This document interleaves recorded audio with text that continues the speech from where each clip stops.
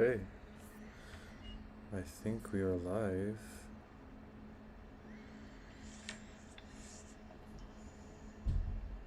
There is a long delay though.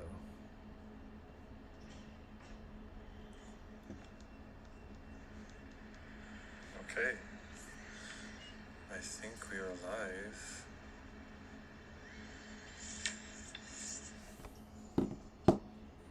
There is a long delay though.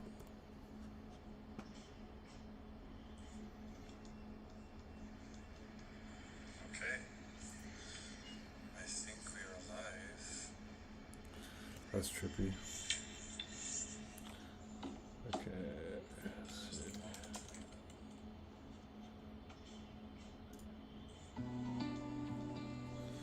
I play music like this. That's true. Should I look at the live shot from here?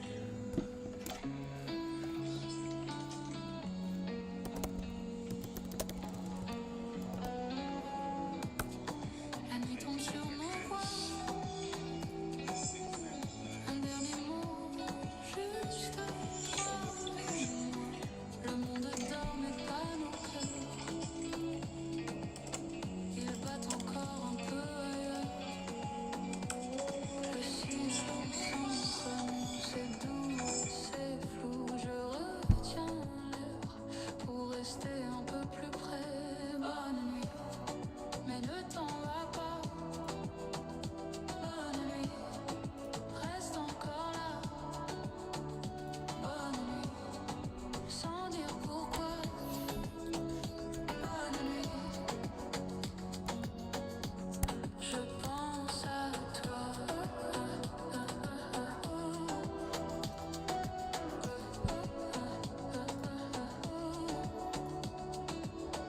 Les ombres glissent sur ta peau.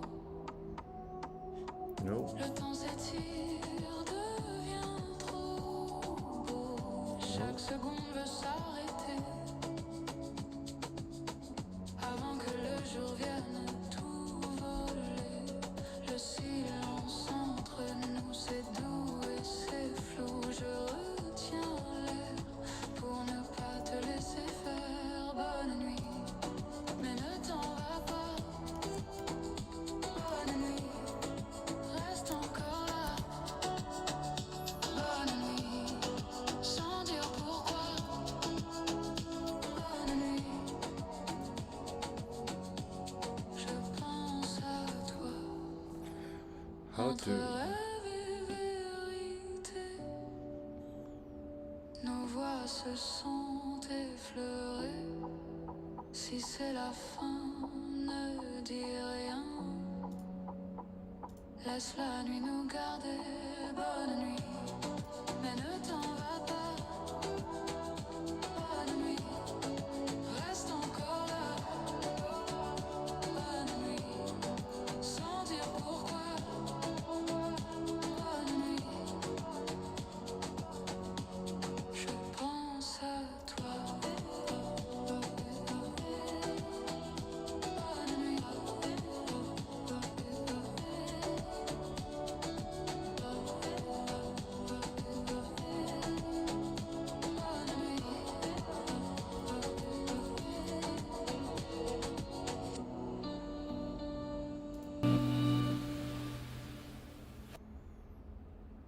If I was different, then I could change things. But I'm indifferent. The water feels good. If I were with you, then I could stand you. But I can't stand you. Your voice is in my head. Good to hear from a fellow. What did you just say?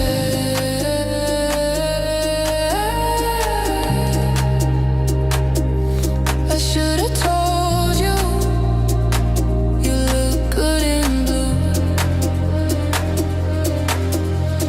How's it feel to know you're ready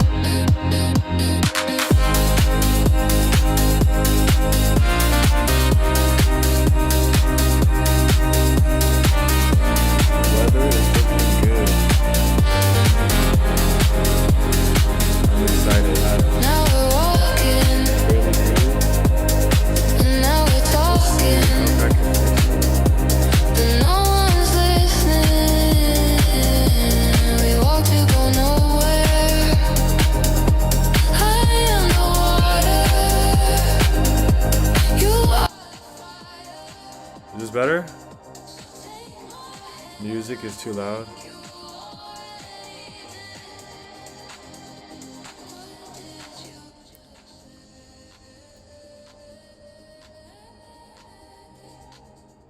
How's this? How's this, guys?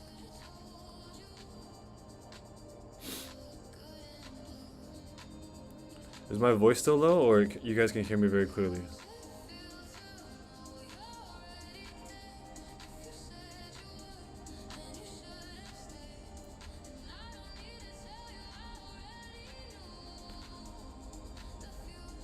Nice. Sick, guys. Where are you guys all from? Where are you guys all riding from? You guys in LA, Cali? Where are you guys located?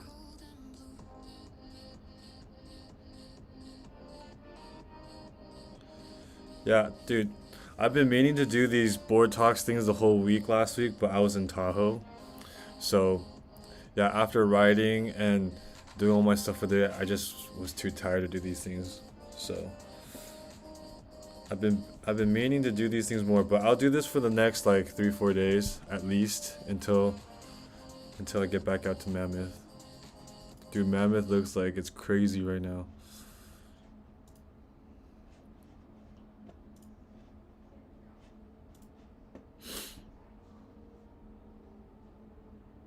Lee Canyon, where's that? Bay Area.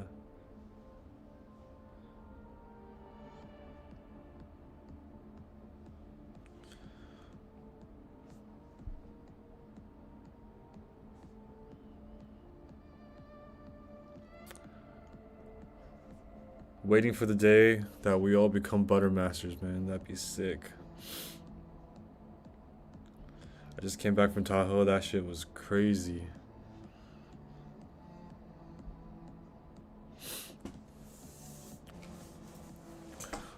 Alright, so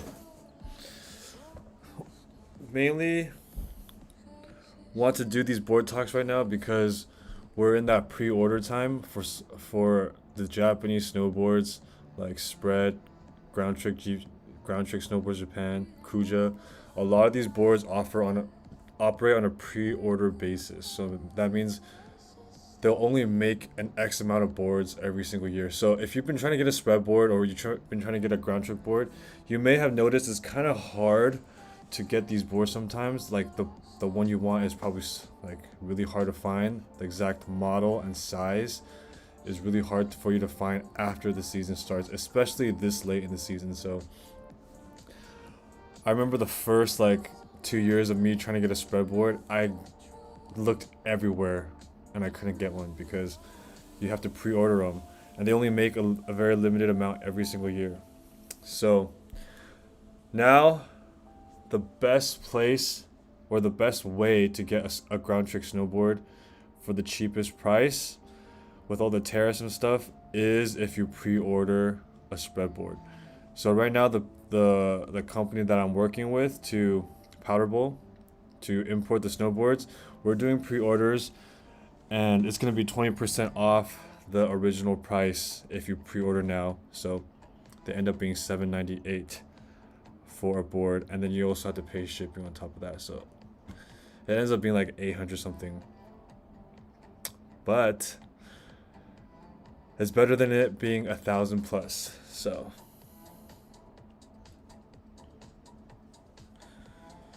yeah, let's get into it. Does anyone have any specific questions about like a specific brand? I mean, a specific model? I can kind of go break it down real quick. So Cruise Wavy is asking, boards cater to buttering. What's the difference between a regular camber board? Wait, I can't read the whole thing. Why is this in the way?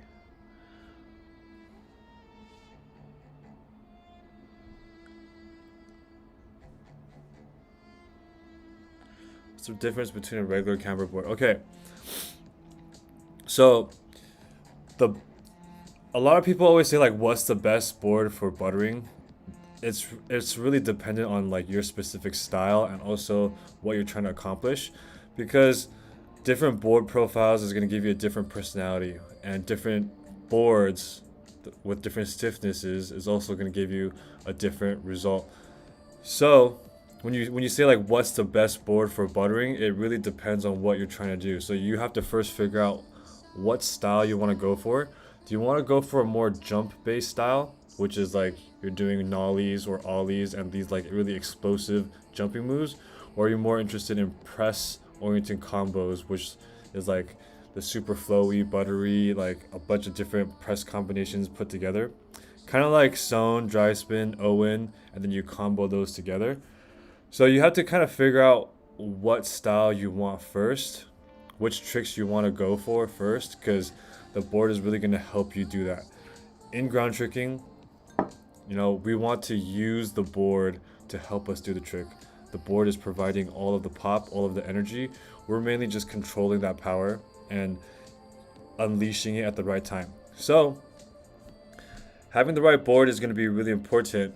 So going on to the camber profiles, it really depends what you want to do. But for example, the spread AXF, if you look right here, this is a full camber design. So the AXF is going to have a lot of edge hold and stability while carving. So this might make it better for stuff like carving tricks, or if you're trying to do jumping tricks like nollies, this is going to be really good because you can hold that edge in. And it's also a full camber. And the camber, for the AXF, the camber is not too high. It's a lower camber, but it's still full camber, which will make it harder for you to do press tricks. A lot of press tricks, the AXF is going to make it easier for you to catch your edges when you're doing press tricks because of the full camber design. So the benefits of camber is that you have more pop, you have more energy, you have more power, you have more edge hold, you have more stability at high speeds, you have more edge bite when you're going in to initiate tricks. But the caveat or the flip side is you'll catch your edge easier. The board is usually stiffer and it has more torsional. You'll have a harder time bending the board because of the full camber design. So the next camber profile I could talk about is like the spread BX. It is a hybrid camber. So the camber is only between the feet. You see how the camber is right here, and there's two flat zones right here. You see the red part? These are the flat zones. This is a hybrid camber. So it's like a camber, I don't know, like for Burton, for example, they call it like easy pop camber or something. But a lot of boards have this design where it's camber between the feet, a little bit of rocker or a flat part right where their tips are. And this makes it easier for you to butter and do press spins without catching edge. I really, really like this profile. I really recommend this profile for beginners. Like a lot of the beginner boards that I like and recommend has this profile. So if you're completely new to ground tricking, this is a board I would highly recommend, the Spread BXF, just because it's the softest board on the spread lineup. So you're going to have a very easy time bending the board torsionally and also laterally, and it's just going to give you that ability to learn how to flex a board and also use the flex of a board without the board being too stiff. Because when you're trying to learn ground tricks at first and you can't really bend the board, it's just going to make your progression so much slower because you're just fighting the board instead of the board working for you. So if you start off with a really soft board like the BXF, another good board would be the ground trick Gain. That's also a good beginner, or a Yonex Growant. All three of these boards have the same profile. It's all this hybrid camber. So camber between the bindings, flat parts at the tips, and they're all the same profile. And that's just the profile I recommend for people to start ground tricking, because you still have that camber for stability, but you still have these like flat parts at the tips that will help you catch your edges a lot less. And yes, GT pre-orders will be starting in the US. I still need to put all those boards on my website. So once I do that tomorrow, they'll be good to pre-order. Rice 28 brand RT7. I feel like the Rice 28 brand right now is slowly pivoting towards more run and trick. And the RT7 in particular was kind of stiff. I didn't really like it. It felt really stiff and clunky to me.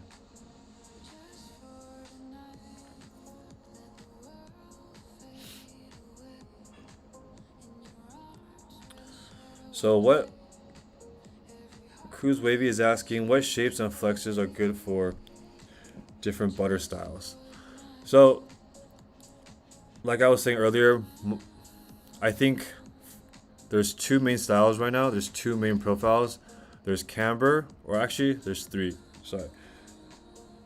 There's camber. There's this, like the zero is a low camber. AXF is also a low camber, but slightly higher than the zero. And then there's this, like the BXF, which is a hybrid camber between the bindings, flat parts at the tips. And then there's also W-camber, which is camber right underneath each binding, and then overall it's like a rocker shape. So these are like the four main camber profiles we use in ground tricking. And the benefits of each is the W-camber is really good for spinning. It's really catch free. It's like super easy to do press tricks on the W-cambers, but you lack a little bit of stability in my opinion when you're carving, especially at high speeds. So besides that, I feel like a W-camber board is really good. I personally, for myself, I really like either this hybrid camber, or right now I'm riding low camber, which is pretty much a camber board, but the camber is very, very low. It's like a very, very, very slight camber. So like when I put my zero on the floor and on a flat surface, like you could barely see the camber. It's pretty much flat.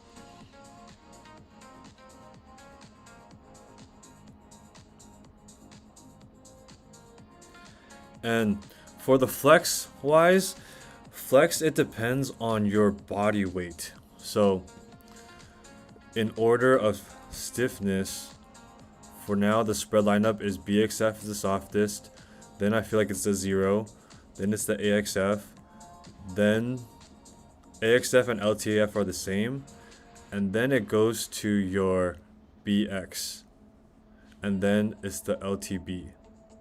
So that's the order of stiffness for the boards.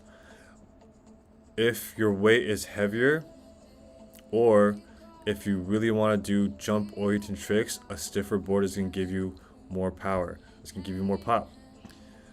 If you want to focus on press oriented tricks, a softer board is going to make things a lot easier, because the torsional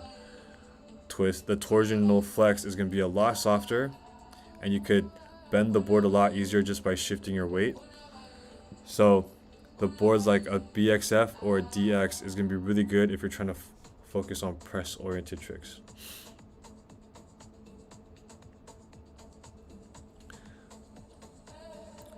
Is the spread zero my favorite board? I wouldn't say it's my favorite board. I mean, I would say like I really like the board compared to the one I was riding last year. I was riding the AXF last year, and I felt like it was a little too stiff for me.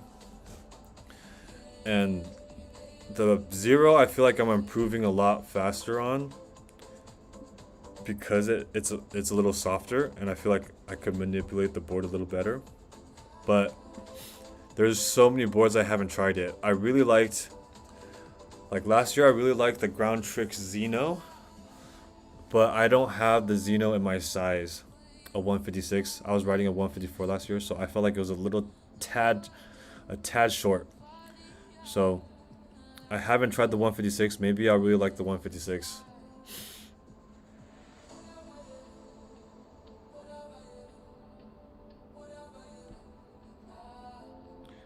So this board specifically spread is from Japan, and they've been making ground trick boards for like the past 10 years. They're probably like the biggest, most famous brand that makes ground trick boards right now in Japan.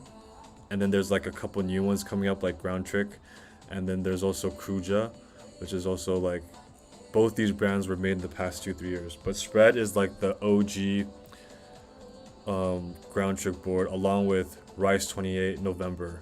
So November, Rice 28, Spread, they've been like making ground trick boards for the past 10 years.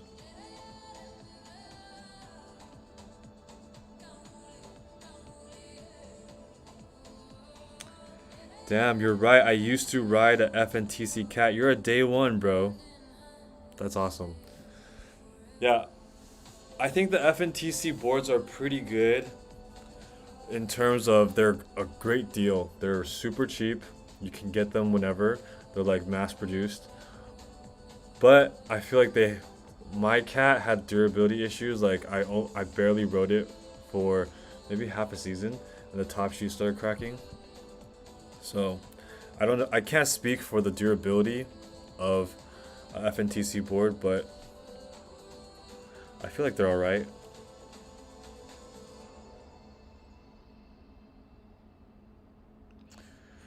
My weight and height, I am 5'11", so 180 centimeters, and I weigh about 80 kilograms. I'm about 175, around there. I haven't weighed myself in a couple weeks, so it's about there.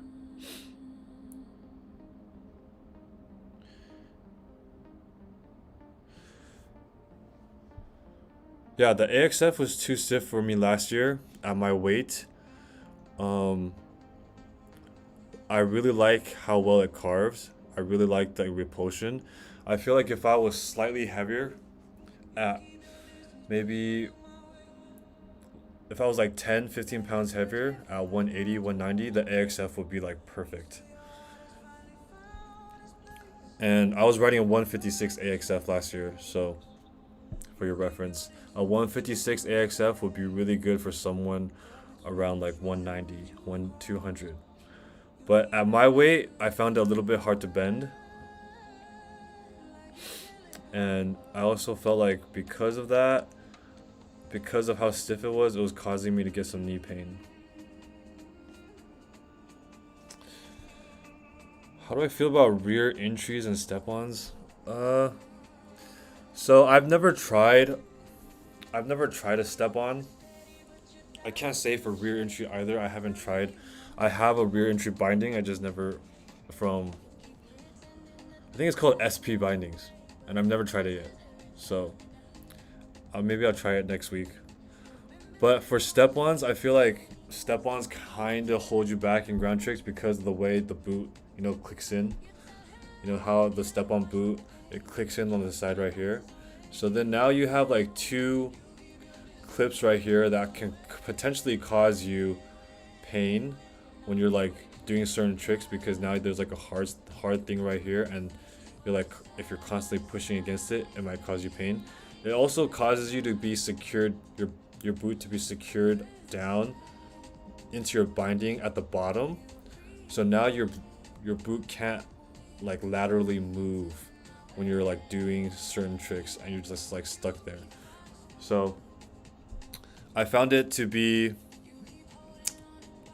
when I had students that have step-ons, when they're trying to do a press and they're twisting their foot like inside their binding, they couldn't really move to the right area, and it causes their ankle to get stuck because they didn't have that slight lateral flex. So again, I've never tried it. That's just my observations from it. You can use it if you feel like it saves you time, or you're lazy to like sit down or like strap in your bindings or whatever. But I just feel like also without that not the heel, the ankle strap, like pulling you down, that's a lot of leverage that you're missing out on, in my opinion. It makes you feel secure. So yeah, I haven't tried step-ons though.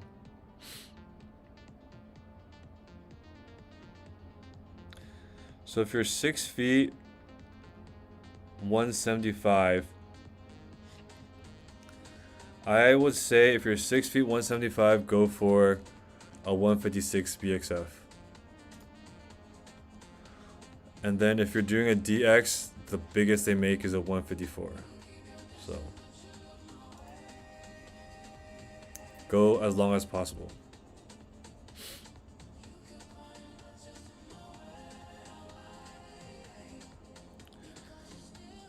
So for ground trick boards right now, the size really depends on your weight. But for lengthwise, if you're worried about length, because a smaller board, a shorter board is gonna make it easier for you to rotate, easier for you to spin, easier for you to manipulate. But a longer board is also gonna give you more surface area to press on. So it's gonna make your presses a lot more stable if you have that extra surface area. Right now, I feel like I want to try riding a longer board like a 158 or 159, but they simply just don't have that size in ground trick boards. And 156 is the longest. I feel like it can also be a good thing to start slightly smaller for your board size, and then as you get more control, you can work your way up. So like two seasons ago, I was riding a 152. Last season, for the most of the season, I rode a 154, and this season I'm riding a 156. So I'm slightly going up in size as my control develops, as my ability to manipulate my board develops. So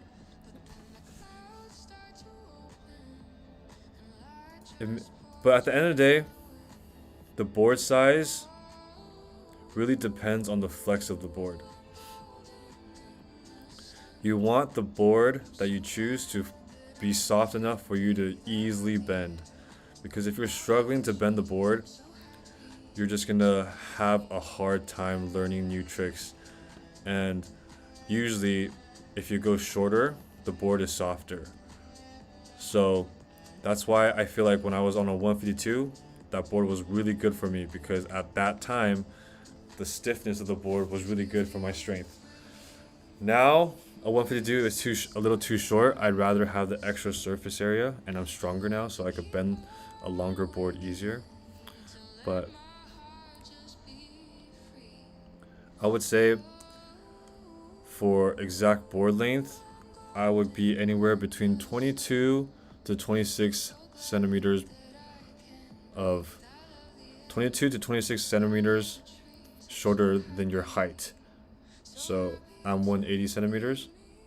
So 22 to 26 would be somewhere between the 154 to 158 range.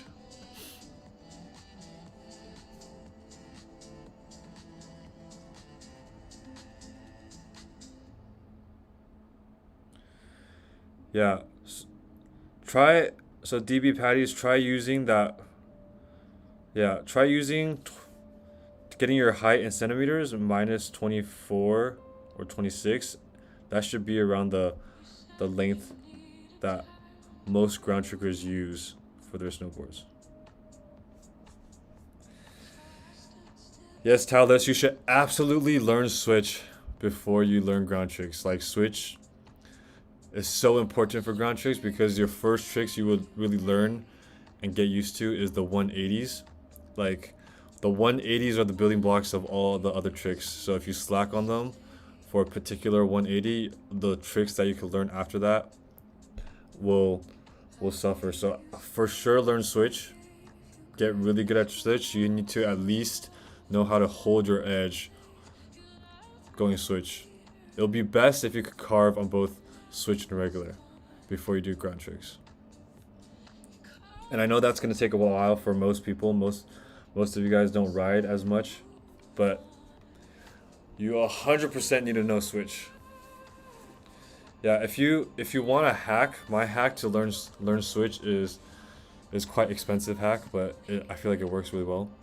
I got a one wheel, and I just rode switch on my one wheel like all summer, and it helps me get the sensation of like leaning to my toe side and heel side while moving, and I feel like it just helped me a lot learning switch. So yeah, but a one wheel is like, actually if you get a used one wheel, it's not too bad. If you get a used one wheel like a pint or something, it's like $600.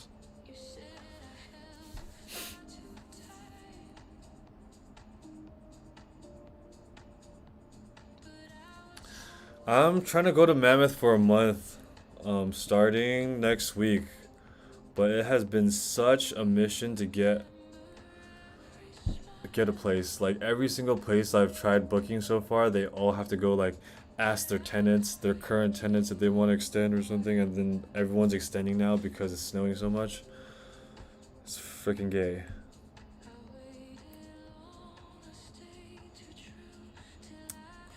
What boots and bindings do I recommend?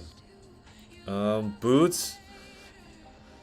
So, what works for me for boots might not work for you. Everybody has different feet, but the main thing you really want to get for your boots is really good heel hold. Your heel has to be locked in, and for me, that boot that gives me that heel hold is Nitro, because of the, I don't know, maybe the way they designed the ankle harness just really works well with my ankle, but I feel really locked in with Nitros. And yeah, for bindings, any like medium stiffness binding will work. You don't want your bindings to be too stiff, because then it's gonna be too responsive and you're gonna generate too much power at once for you to control. Like this this entire season I've been using the Flux SR. So the SR is a stiffer binding. It has like a stiffer side base plate. And then I realized that because of the base plate was so stiff, like every time I try to do tricks, I have to be very precise, and my margin of error just got really small. And once I switched back to my Flux DS bindings, which is a softer base plate, then yeah, it just felt so much more forgiving. I have so much more like room to make mistakes, and then when I nollie, I have more time to actually react and jump with the board. Before, I just kept like eating shit because the timing had to be so perfect. But I really like the Flux DS bindings. This year they made the straps super comfortable, and it's just like a light, durable binding for me. Never had any problems with it. Some other good ones would probably be like the Union Ultras, but yeah, I've had a lot of problems with Union.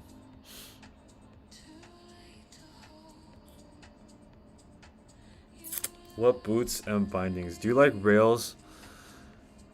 Do I like rails? I do like rails. I just don't have the balls to hit them yet.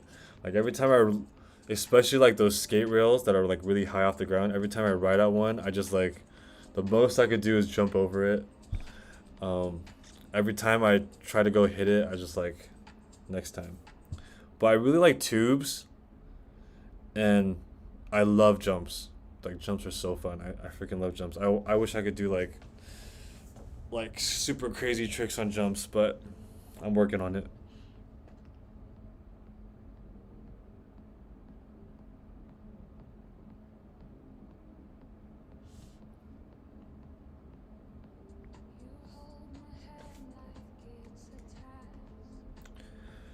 Expensive hack.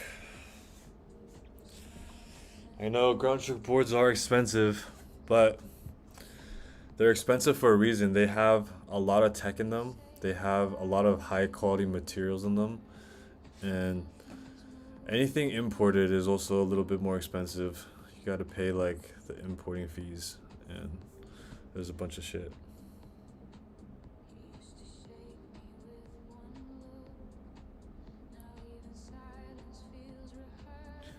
The Vans boots are pretty solid. I really like Vans boots. They're super comfortable. Super duper comfortable. They're just a little heavy. And when I weighed all my boots, and yeah, when I weighed all my boots, I found, I forgot how many, it was like zero point 0.6, I think it was like either 6 ounces or zero point 0.6 of a pound heavier than all my other boots. So I kind of like switched my boots to nitros because I don't want that weight. Like I'm trying to save as much weight as possible, getting the lightest gear. Like that's why a Japanese ground trick board is good, because they're so light. But if I'm wearing like super heavy boots like Vans, then I'm just pretty much bringing the weight back. So that's why I decided to switch out of Vans.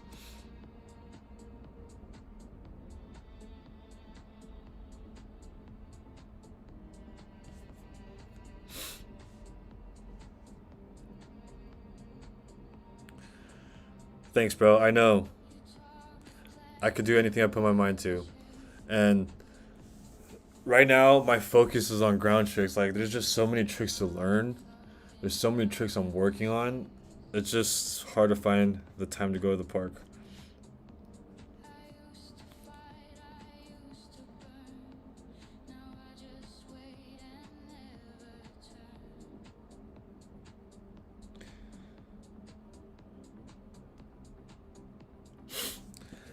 So, Dr. Z6740, thoughts on W-camber for beginner in ground tricks? So, I think a W-camber is okay for beginners. Camber is also okay for, like, if you choose a W-camber board,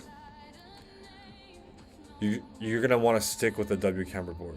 You don't want to like choose a W-camber board for your first year doing ground tricks, and then the next year you switch to camber board, or you switch to like a hybrid camber board.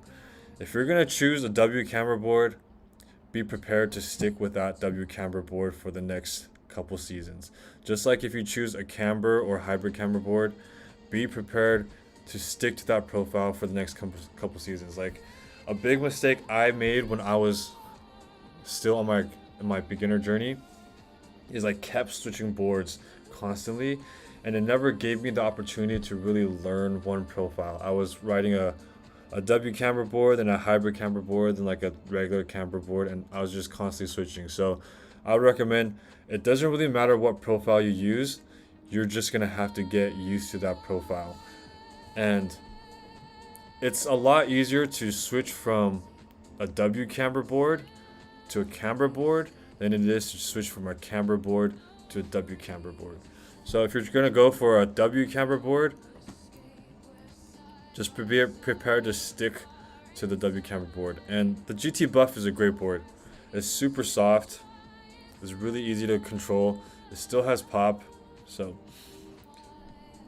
I think it's solid.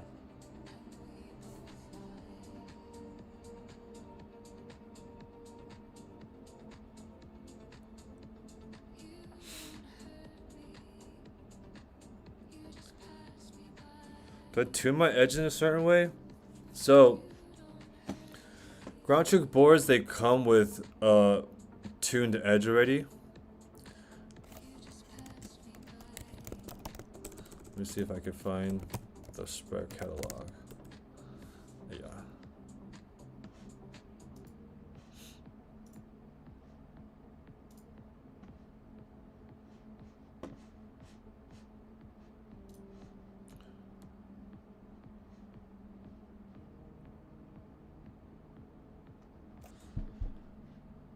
Hold on.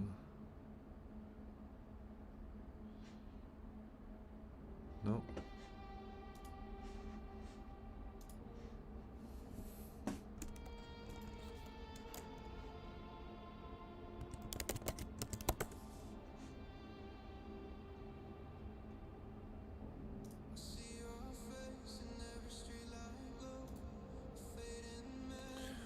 Alright, so this is the spread catalog.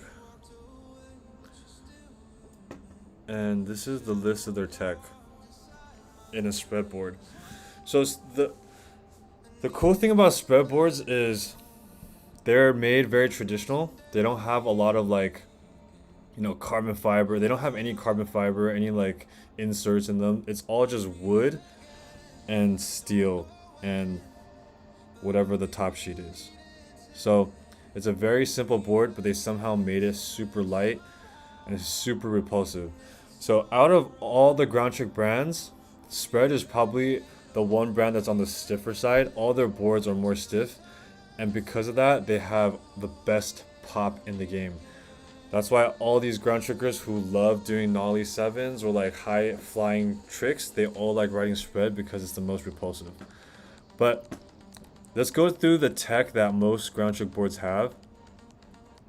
Number one is a steel edge. So a steel edge means that the edge that they're using is a softer metal compared to American boards.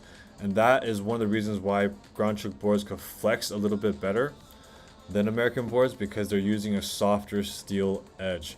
But that comes with the cost. The softer steel edge is not as strong as the ones on American boards, so it's very easy to damage your edge when you like hit a feature, you hit a rail, or like you hit a tube wrong. You hit it straight on hard enough, that edge will dent, it will bend, and it'll crack. So that's the steel edge. Softer for you to bend it easier, and it won't break when you're bending it so much. But when you hit stuff, it's gonna break a lot easier. So next thing is convex. So convex is when the base of your board is kind of like a spoon shape. So imagine Battalion's 3BT tech, but less aggressive. That's what the convex space is.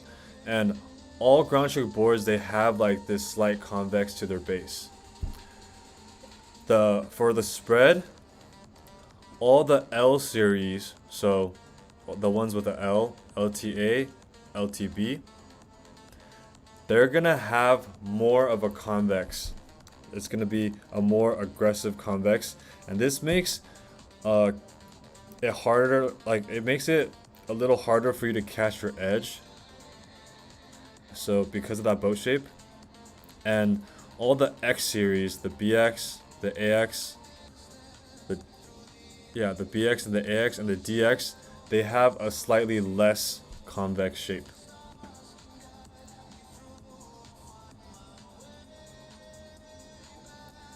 So the next tech is I don't know what the sidewall is, to be honest. It's like a specific degree. I'm not too sure what that does. I still need to figure that out. But for edge daring, so the ground trick boards for Spread, at least, they bevel their edges at a very specific bevel. It's 1.5 degrees, and that just lets you be a little bit more catch free while you're doing a lot of the spinning tricks on the ground.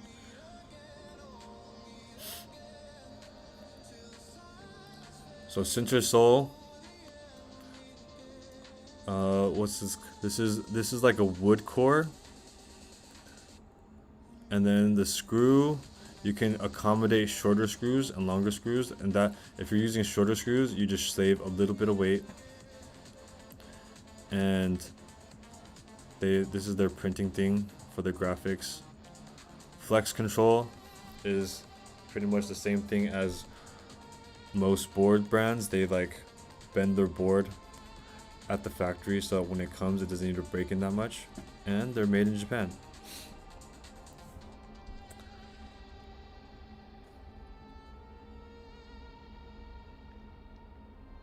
Butter tree of boards, yeah.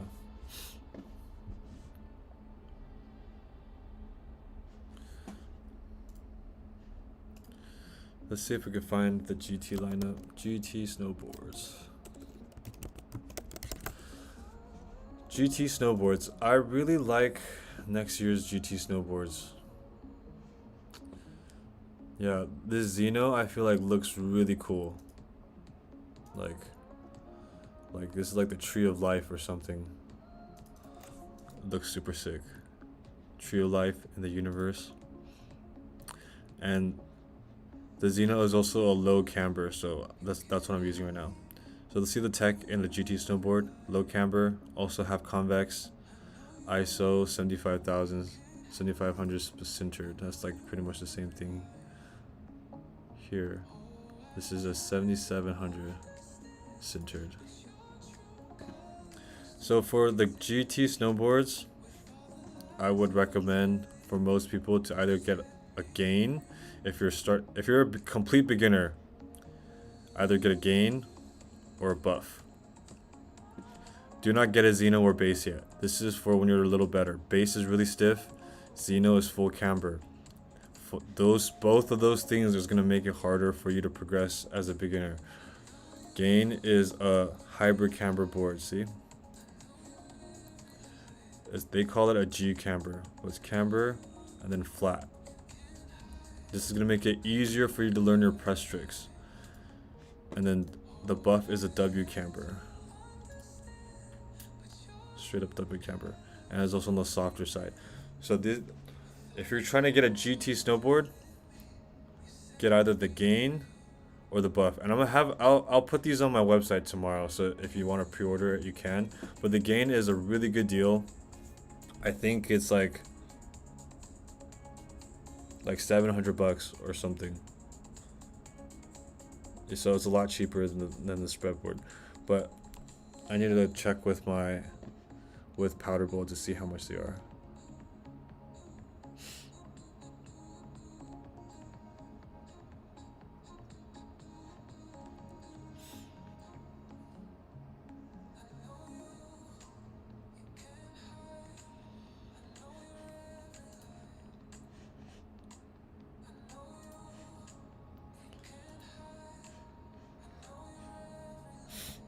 I'm gonna be right back, guys. I need to get some water. I'll be right back. Check out my mammoth cup. This is Mammoth Mountain right in my cup. Pretty sick, huh?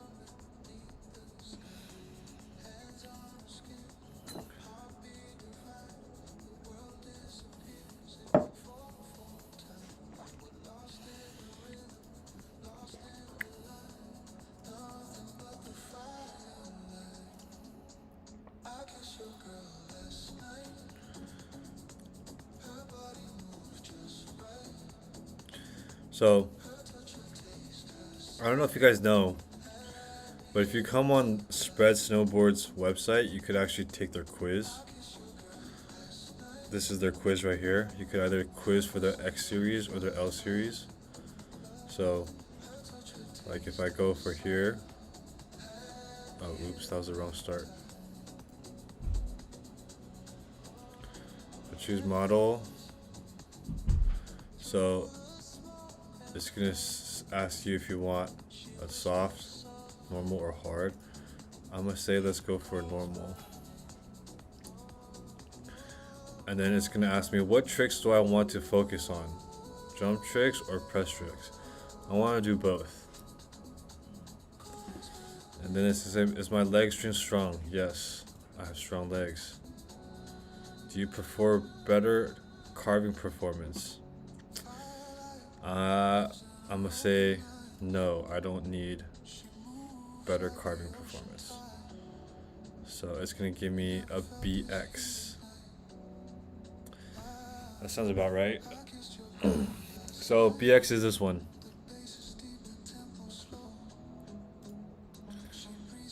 BX is this board right here. And it's also a SVC, so it's a variable camber, hybrid camber in between the legs, between the bindings, flat parts in the tips. And let's read the characteristics of a BX. So it's made for stability and ease of handling.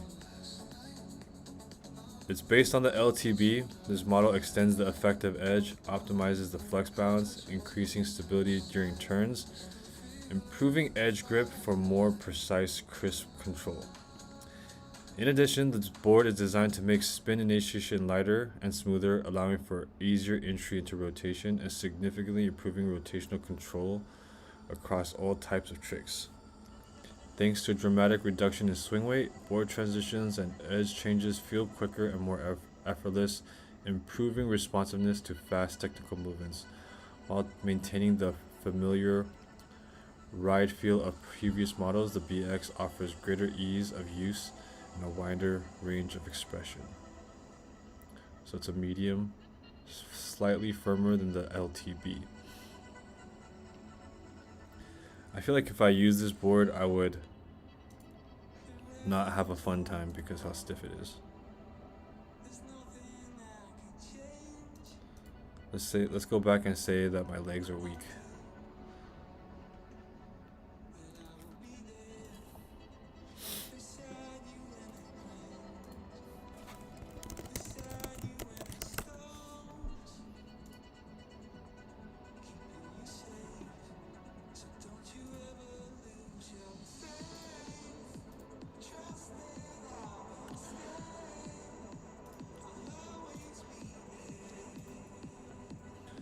I want to do press and jump.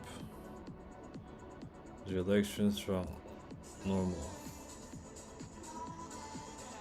Do not need better carving performance. Still gives me BX.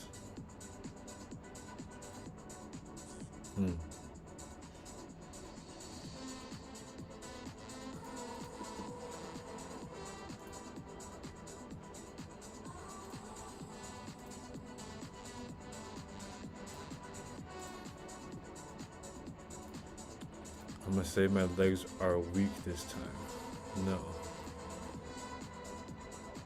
I do not need better carving performance. AXF.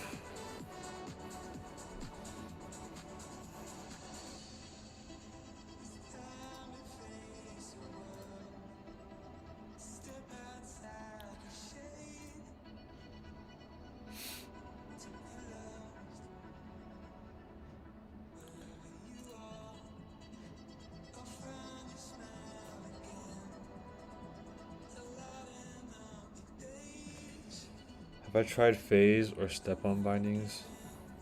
I have not tried step-on bindings.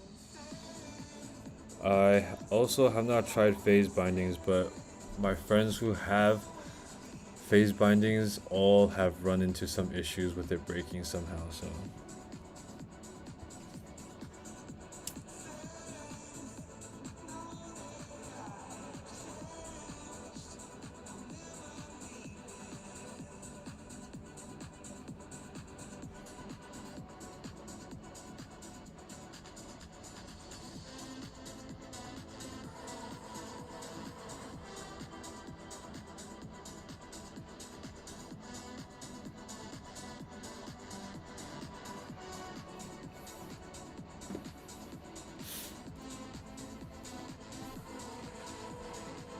Alright, so anyone else have any more questions about boards or just ground tricks in general?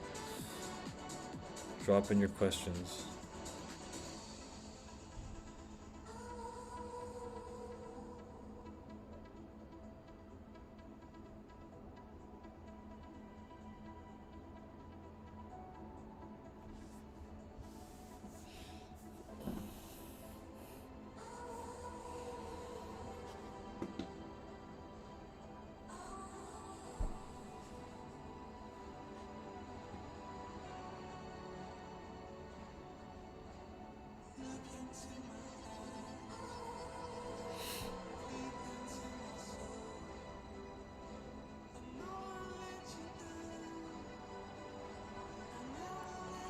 There was like a locking thing that just doesn't, like, kept breaking.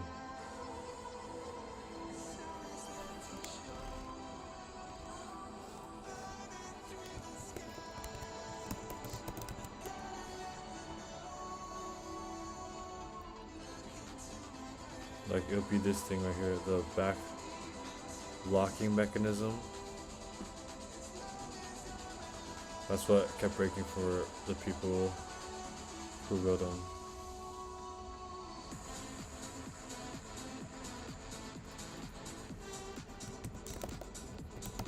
Let's see if more people had the same.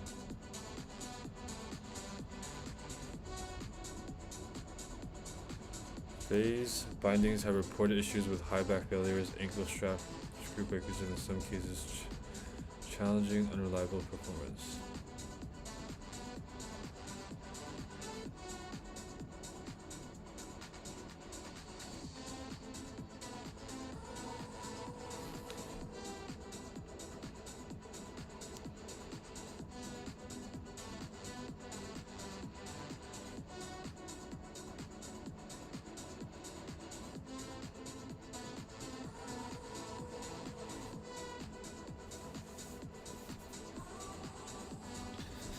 What's up, B-boy? So 170 on a 146. That is about right. 70 minus, let's say, like 26.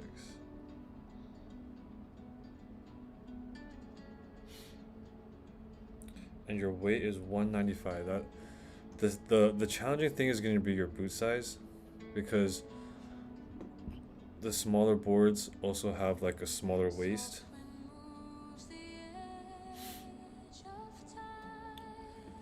If you get like a 144 or a 146,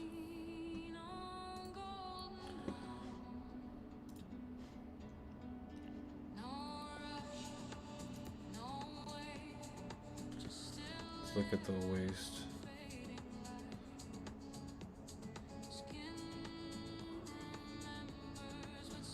A waist width is 242. 242.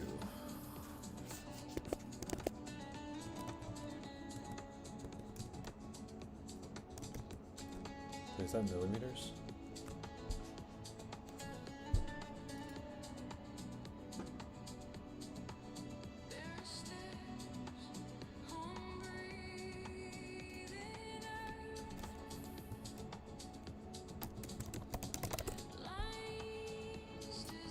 So 9.5 inches. 9.5 inches.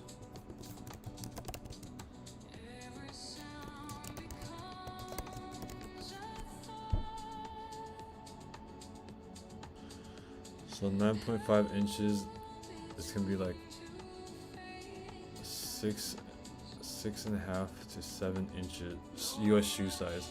If your shoe size is 11, you might get a lot of overhang.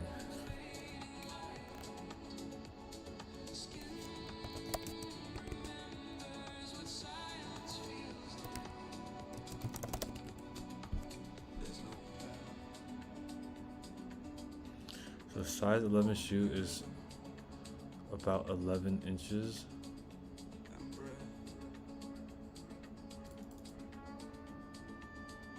So you have like about an inch overhang. It's not too bad. You'll survive. You might not be able to carve as aggressive, but it's fine. Yeah, you could get a 145.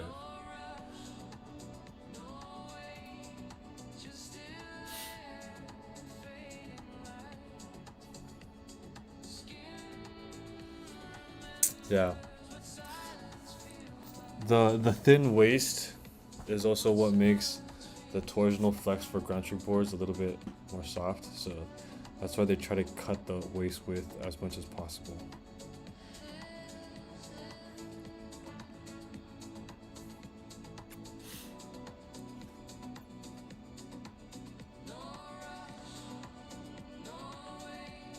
Yeah. If you want to do press tricks and later air tricks, then I would say go for like a more camber based profile. Get the like a hybrid camber.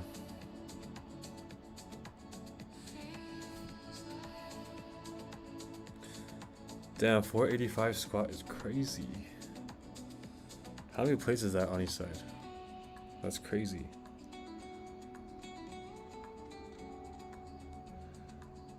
That is crazy.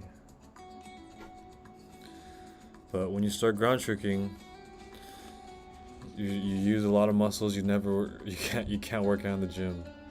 A lot of muscles that you didn't even know you had will start being activated, especially like the bottom of your feet or your hip flexors.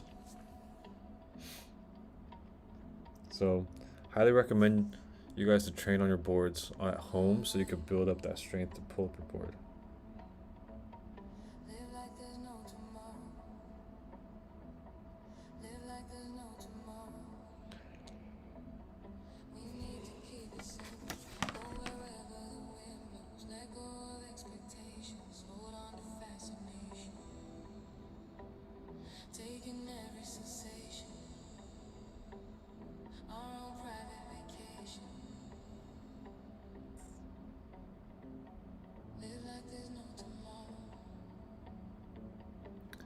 How do you pop up 360 from a butter perspective? Yeah. What do you mean by pop a 360? A pop 360 means you're jumping off of both feet. So you're like getting low, getting on your edge, and then jumping off of both feet. So when you jump off of both feet, that is a pop.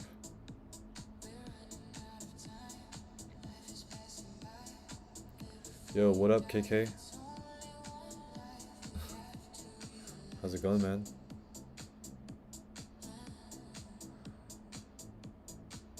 Well,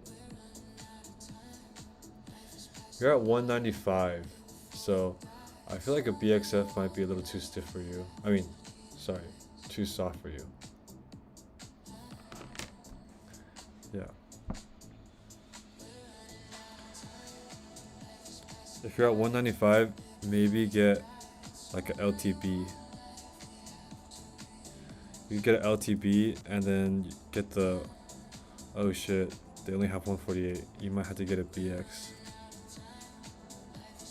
Yeah, a BX and a 145.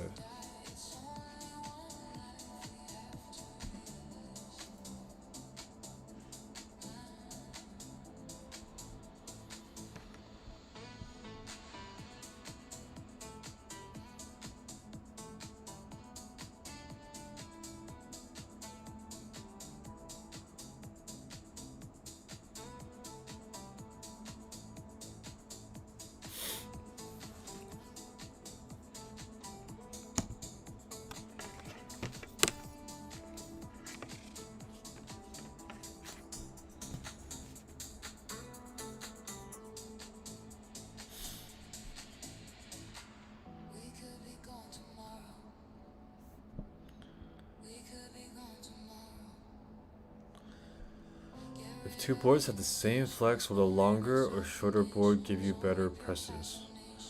If two boards have the same flex, a longer board will give you better presses because you have more surface area to balance on.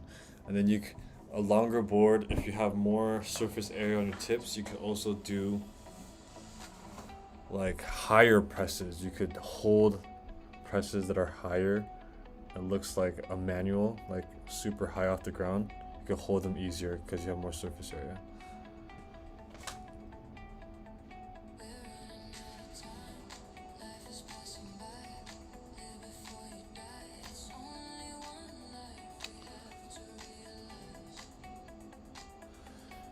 Top 5 boards in the American lineup for ground tricks. Yikes. Honestly, I have not found many boards that I like. I think one of them is it the Rome artifact.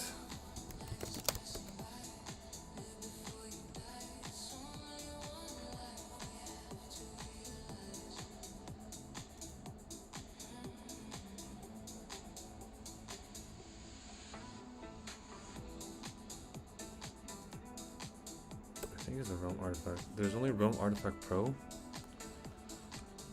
I don't want the pro.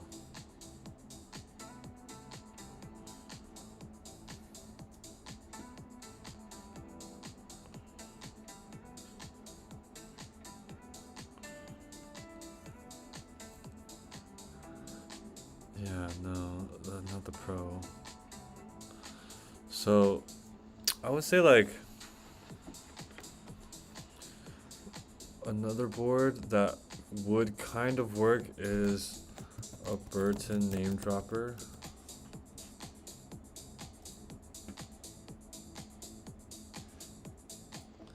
So this board is on the softer side. Oh, they're all out of stock. And it's pretty soft.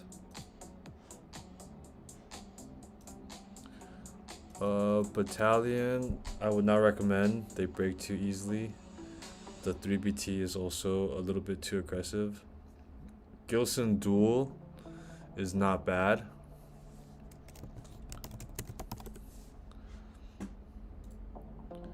It's a flat camber board. It also has like this butter pad thing that makes it easier for you to learn press tricks. The only thing is it's heavy, which I heard from their ad they made it soft, or they made it lighter this year. Do not know if that's true or not, but when I tried it, that was just my impression. Really heavy, but it rode great. It had like a soft flex. It was really easy to press. It was really easy to get pop from it, but it was just kind of heavy.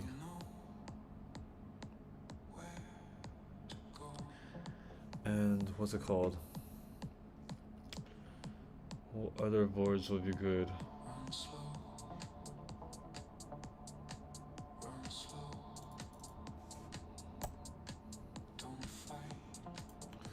I think what's it called? Solomon. I remember there was a Solomon board that was not bad. The Sleepwalker.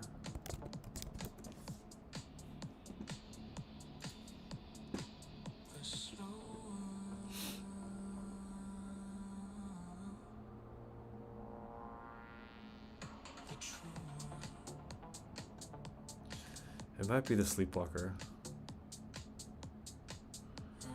Yeah. But out of the boards I've tried on the American boards, when you compare it to a Japanese board, it just doesn't have the same flex. It doesn't have that same return of energy. It's just not the same. The boards that I've tried to do ground tricks on in the past is I've tried a lot of battalions. I tried a battalion Evil Twin. I tried a battalion Wally. I've tried battalion Goliath. I've tried the Burton name dropper. I've tried what's it called? Never Summer Funslinger. I also had a battalion Evil Twin. I also had a Capita. What is that skull one called? Capita. Shoot, brain fart.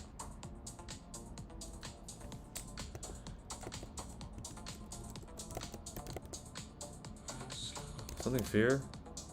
Never Fear? Is that that was it called? Ultra Fear. There you go. Ultra Fear. Yeah. Capita Indoor Survivor. Yeah, and none of them. After I switched to after I switched to a Japanese ground trick board, I switched to the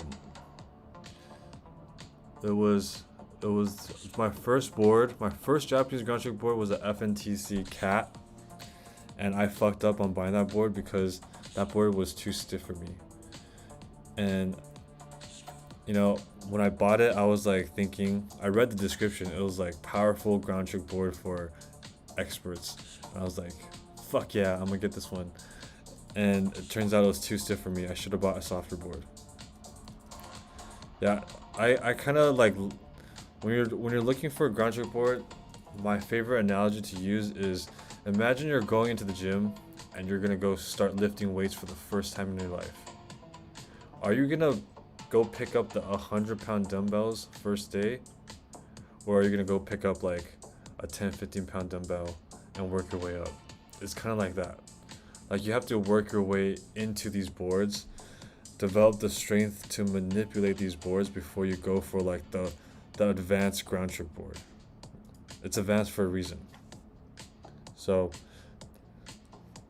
don't try to like get trapped into the mentality of, oh, I'm gonna buy this board because I don't want to spend money and I want to like just buy this one ground trick board and that'll be it. Like most ground trickers buy a new board every single season, so just, you know, be prepared to because you're bending your board so much during the season for most people who go a lot, so you slowly bend the board out of shape.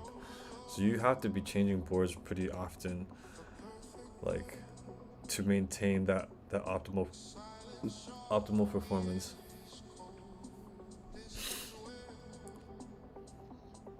But yeah, don't make the same mistake as I did and buy a super stiff, powerful, expert ground trick board right off the bat. Start with the beginner one. And again, the three beginner boards I recommend is a BXF from Spread, a Gain from GT Snowboard, or a Yonex Growent. Those three boards are super solid beginner boards.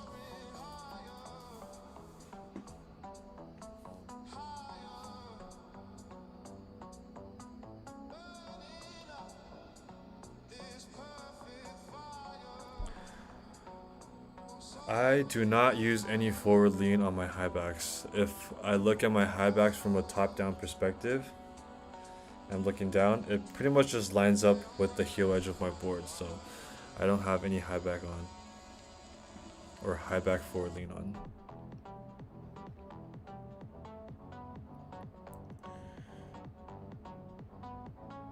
Yeah, I think battalions are soft. They're probably like the softest boards you can find on the American market, but they have really bad durability. Like, has so many people break battalions in the weirdest ways. Just from pressing it, they would break. And they also don't really have the rebound you're looking for.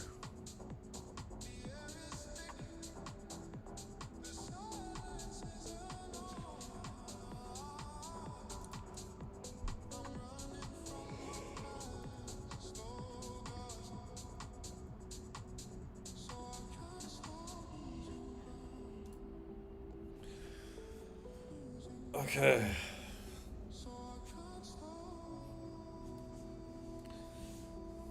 Any more questions, guys? I want to see who's in here.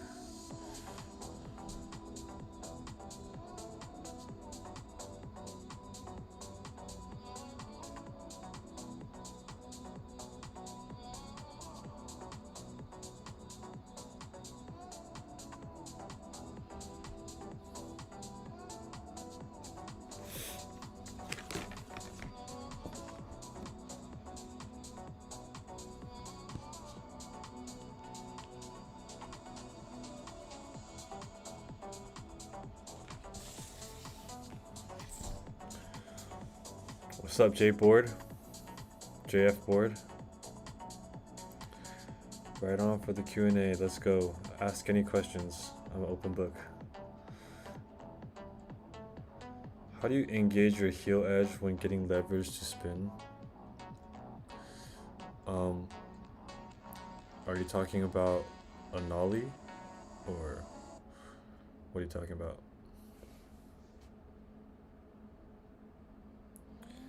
If you want to do engage your heel edge, you have to practice your Jacksons. Do you know what the Jacksons? The Jacksons is when you lift. Let's see if we can find a video on it.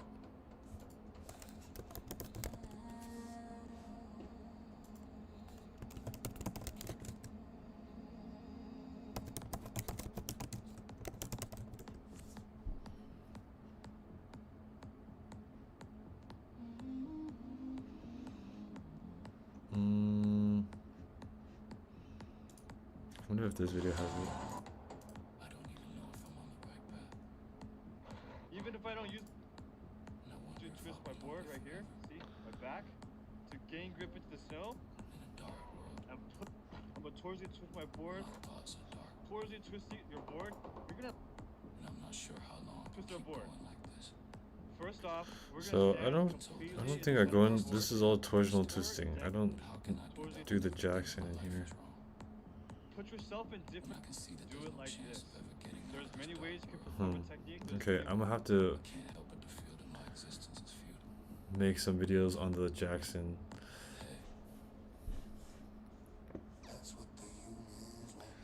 But pretty much like you gotta learn how to do a heel slide carve. Carving is the essential thing that you need to initiate a lot of tricks on your heel side or toe side. So you gotta learn how to carve and hold the edge. I can keep going like this. I've been told that I should do my best to stay optimistic. So the pre-orders, I think, from what Powder Bowl is saying, pre-orders close in 4 days, January 21st. So we don't have that much time to get your pre-orders in, but it's only 4 days. So try to get them in before January 21st.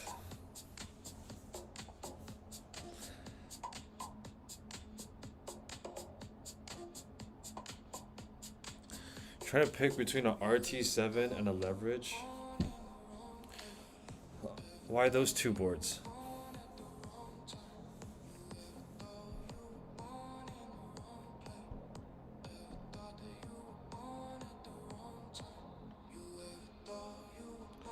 RT7 and a leverage. Depends what leverage you're gonna get. I think like a GT2 would be pretty good. Or was it GT3? I don't know which one that I liked.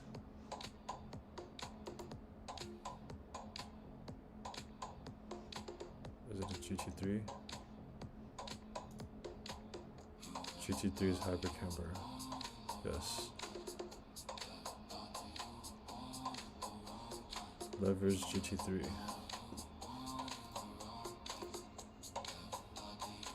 Yep, this one.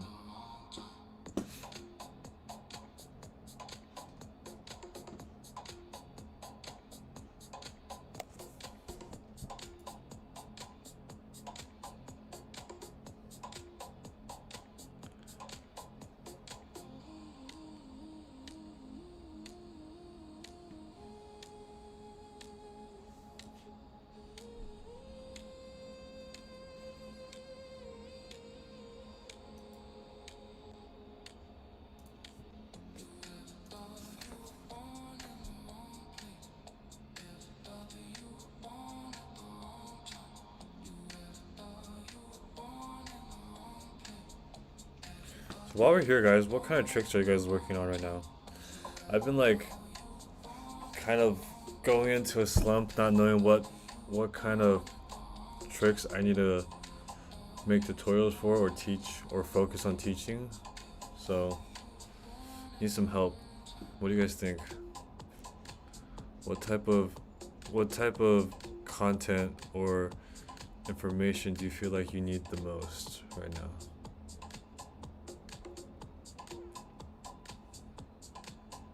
I need to make more long form YouTube videos too.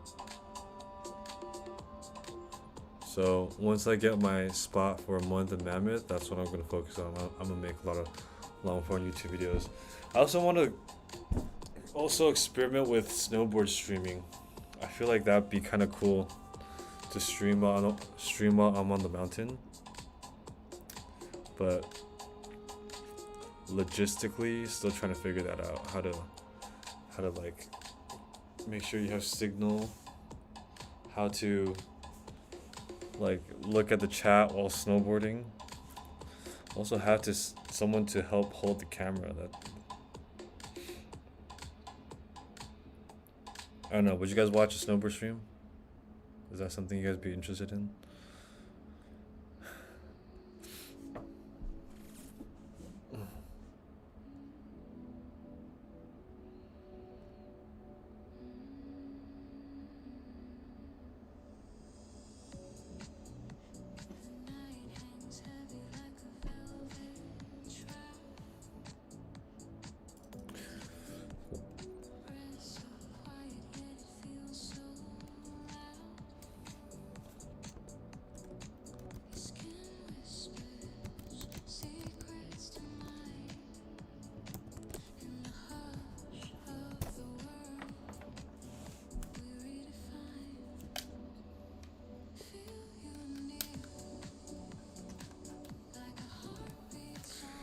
Let's watch some toy films. One of my favorite ground trick movies of all time. Let's see.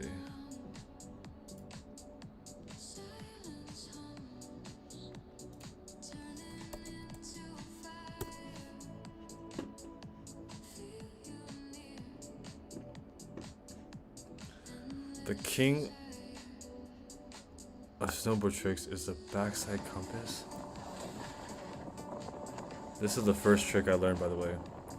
I was like, when I first started doing ground tricks, this was the thing I was obsessed with. That's all I wanted to do was do a backside compass.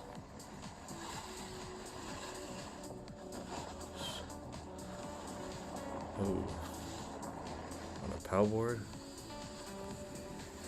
Nice, super high. Pepe. Ooh, so floaty. Can you guys do a backside compass?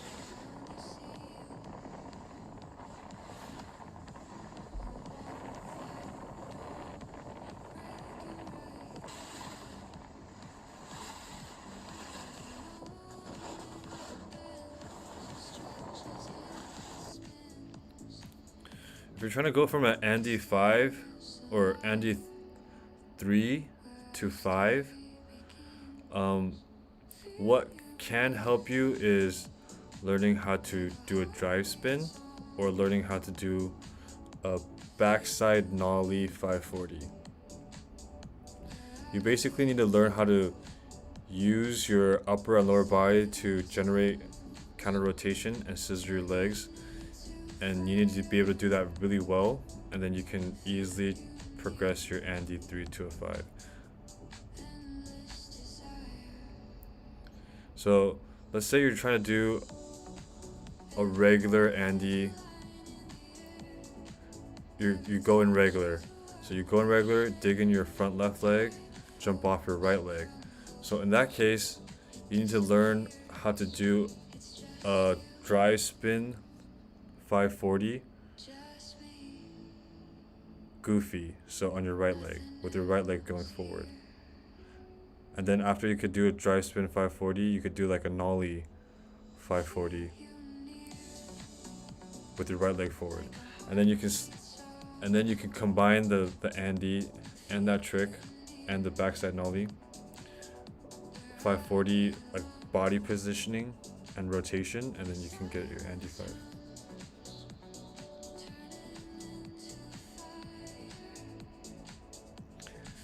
We're talking about shoes, we're talking about boards. I don't know. Seems like people are like tapped out of their questions, so I was just gonna watch this a couple ground trick videos. watch a dry spin. Ooh.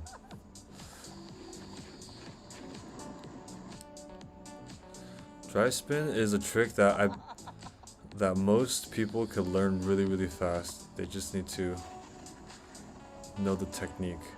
It's actually really easy to learn a dry spin. It's probably easier than like most press tricks in my opinion, but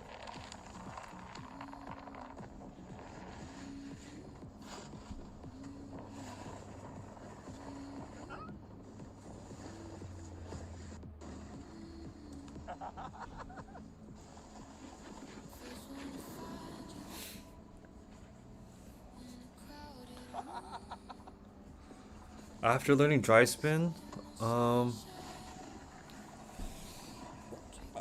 would say if you learned your dry spin, one thing that the dry spin can help you learn is like a backside compass 540 or 360. If you know the dry spin 3 and the dry spin 5, you could do like a back compass 5 or 3 very easily.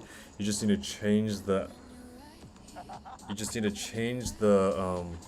direction you throw your legs. So I mean your arms. So dry spin, you're throwing like very, very stacked and square with your shoulders. When you're doing a compass, you're just going the same rotation, but you're going like diagonal. You're going from low to high.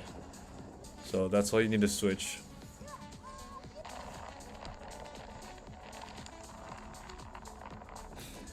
And then after dry spins, if I would always recommend you to work on your presses, your 8 basic presses: back nose, front tail, front nose, back tail. Did I miss any? Back nose, back tail, front tail. Work on your presses. You could work on your sashi 180, so you could combo into a dry spin. You could work on your nollie tail tap to combo out of a dry spin. You could work on, I would say like the holy trinity of ground tricks is your dry spin. Sorry, the holy trinity does not work. There's like four pillars. Your dry spin, your sone, your owen. Wait, it is those three. So dry spin, sone, owen. And then you could do your compasses and your presses. There's a lot to work on.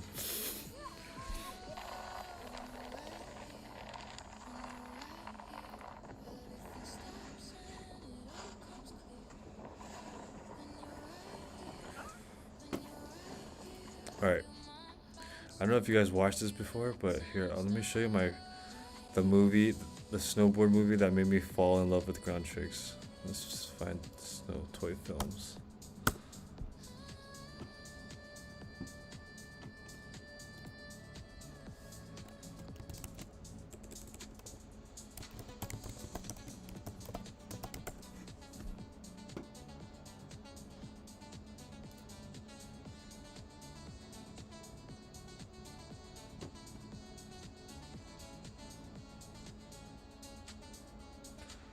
Where is Toy Films Japanese? Nani?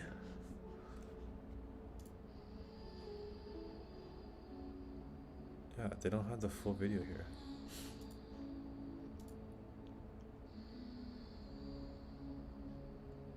Come settle here. The air grows still. Let the dimness thicken. Let it spill around our bodies. Slow and near. Every breath whispers. Disappear. Warmth rose low. Let it flow. Let it show. Soft shifts deep and hearts beating slow. In the quiet, in the night. Come clear. Come settle here. Where the heck is Toy Films? Why can't I find Toy Films on YouTube anymore.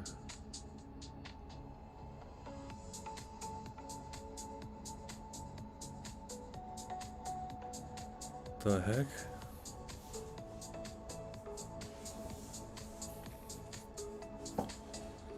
That is really strange. Shadows blend.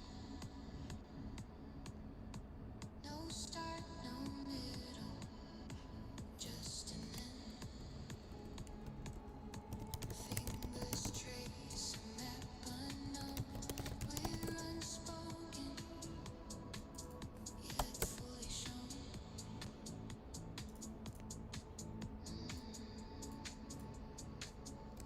Heart froze low, let it flow, let it show. Bro, what? Substance deep and hearts beating slow. In the quiet, in the night, come clear, come settle here, come settle here.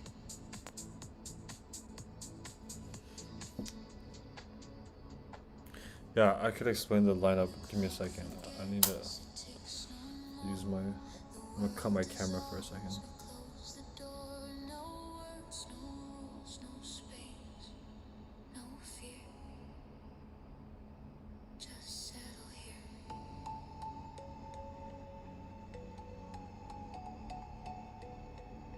Just settle here.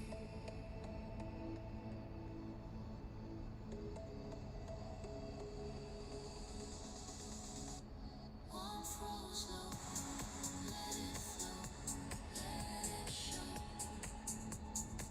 Soft shifts deep and hearts beating slow. In the quiet, in the night, come clear, come settle here, come settle here.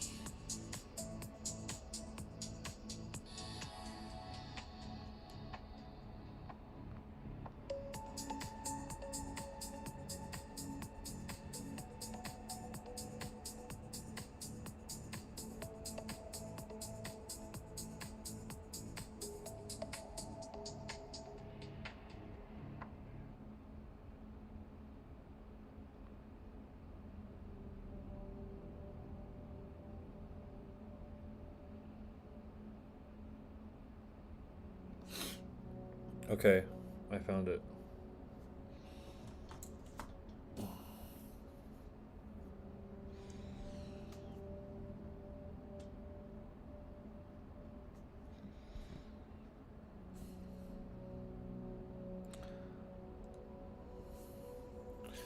I do, man.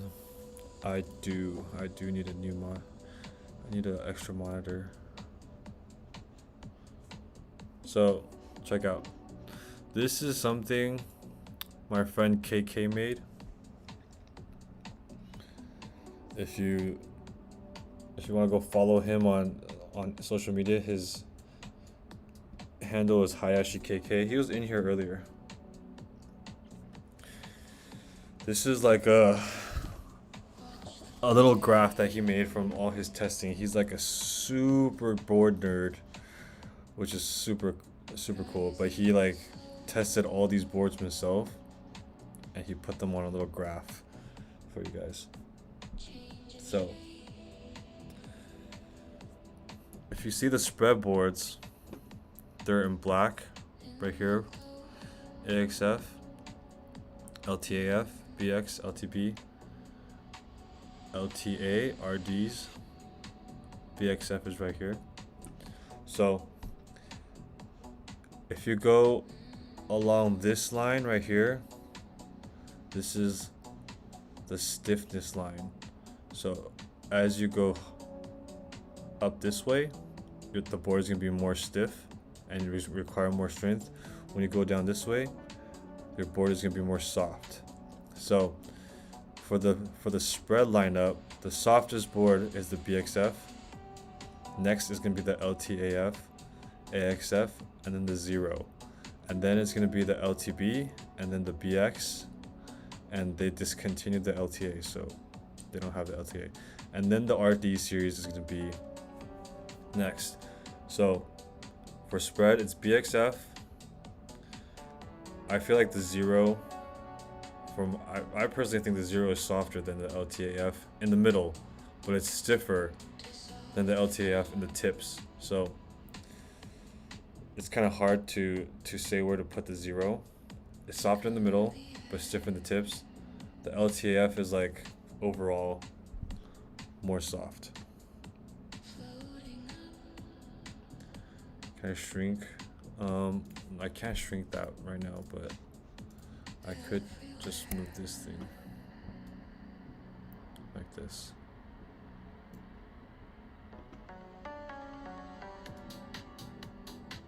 Is that good?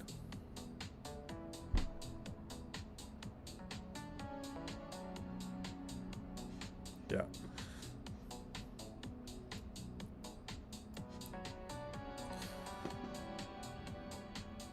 So the other boards that I've given permission to do pre-orders on is the groundtrick snowboards. So they're gonna be in the purple. So buff, super soft board. Xeno is on the softer side. Base is really stiff. They don't have the gain on here, the groundtrick gain, but that's gonna be even softer or about the same softness as the buff. I would say the gain will be somewhere around, I think it'll be somewhere around here on this side.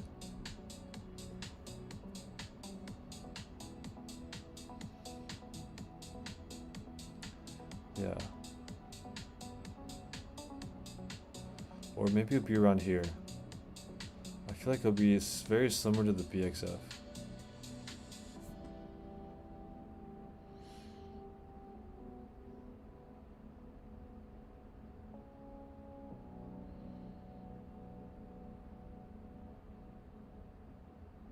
Breathing in the cloud.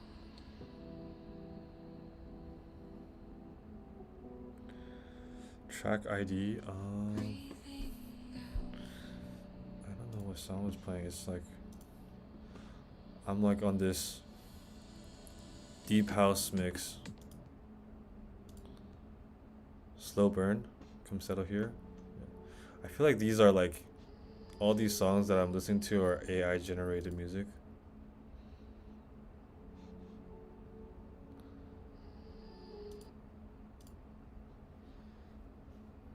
Take a tempo. So the take a tempo. Yeah. Alright, let's go back to this thing. First wanna find you in a crowded room. What's the difference between riding stability and maneuver control? So riding stability is going to be like your carving tricks. So the higher they go on this upwards is going to be like a stiffer, more aggressive camber. This is going to be riding stability. Like how stable you are at high speeds, how stable you are while carving is going to be riding stability.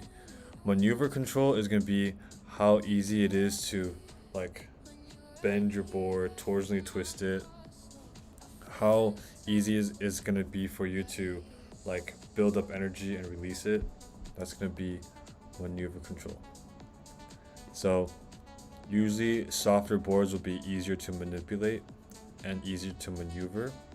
So they're going to be going down here in maneuver control. So if you see the W-camber worm, the Kruger worm is down here. I really like the Kruger worm. It's like a super OP ground trick board, but it is a W-camber. So if you want to do jump based tricks, it's going to be going this way. If you want to do like spin tricks, it's going to be going this way. And this is going to be like ground spinning. So if you want to kind of have the best of everything, like a do-it-all, you're gonna want to find something here in the middle, around right here. Yeah. So super solid boards are the Xeno, LTAF, you know, the November DX4.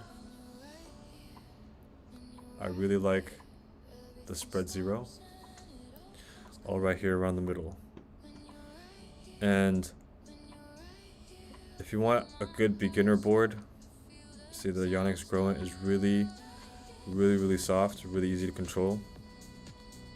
The BXF is also going to be a really good choice. And the groundtrick Gain, it's not on here, but I feel like the groundtrick Gain is a good board for beginners.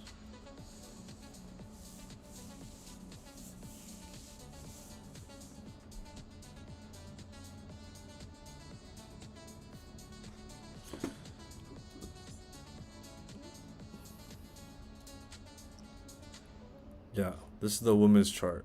If there's any girls in here. Yeah. If you're a woman, this will be useful. Get the Spread LTV. The Spread LTV. This year's the Spread LTV has 2 colors. Next year, it looks like they only have 1 color.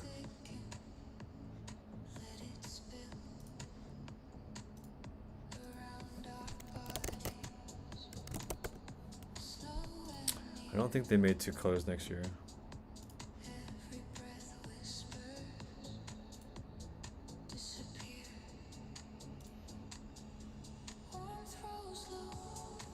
This is the LTV. It kind of looks like a what's that board? Karua shape, like with a red bottom and like a complete white top. Very simple. It reminds me of Karua. They also changed it to a SVC camber next year. Interesting. It used to be like a full camber.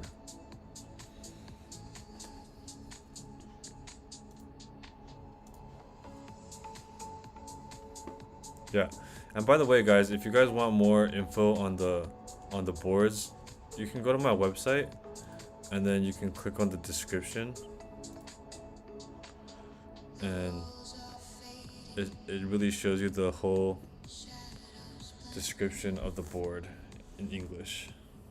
So just in case you want a little bit more info on what that board is good for, you can find that right there.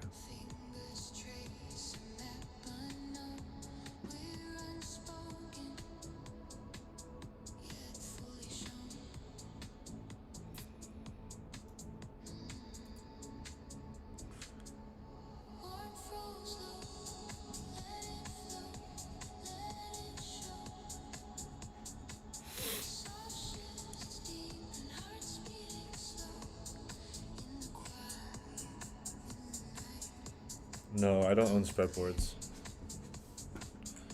I just ride for them. Well, technically, I don't even ride for them anymore. They didn't give. Yeah, technically, I don't ride for them anymore. I just like spread because the name, like it's spread. Because you could do so much with the word or the name spread. Like you spread the butter, spread the steez. Spread your legs. I just like the name spread. I feel like it works really well for ground tricking, so that's why I like writing it. And yeah, I just like the name. Before I didn't even really like the boards, like until this year. This was actually the first year that I've ridden a spread board, and I felt like, wow, I really like this board. Before, I just felt like the boards were too stiff. So I really like how they're making softer boards now in the BXF and the DX and also the Zero. I like how they're like bringing the stiffness down, so it's not like super stiff. Before I just felt like, before I've had an LTB, before I had an AXF, I had an LTB in a 154, found it way too stiff. I had an AXF in a 156, also found it way too stiff. So I really like how they're making a little bit softer boards now for beginners. The BXF, the X, and the Zero. Yeah, I feel like before they were just making boards for like super pro Japanese riders to push their limits, so that's why the boards were also stiff.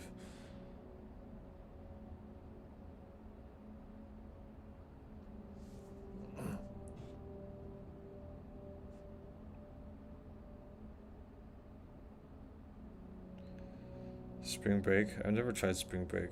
What do you mean they're down for some of it? Spread the sauce. Yeah, baby.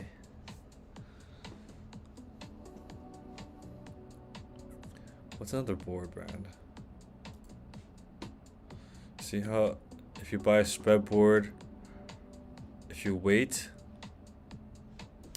and buy a spread board just like after the pre-order, it's gonna be $998, and you still have to pay shipping, I think.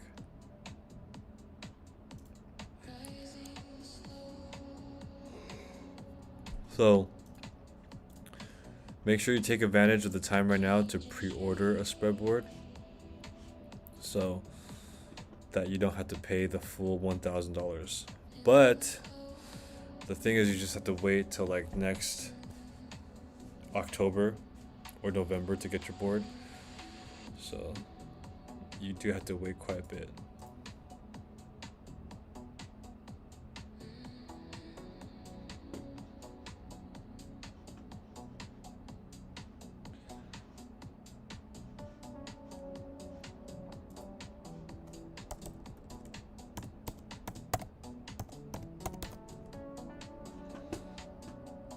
So November is also one of the OG Japanese snowboard makers. DX4 is one of their ground trick boards. Oh, this is only 147. So this is for women's.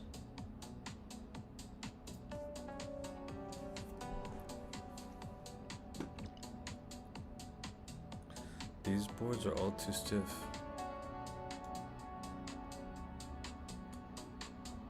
This is women's. This board is kind of cool. It has a cat on it, but it's a really stiff board.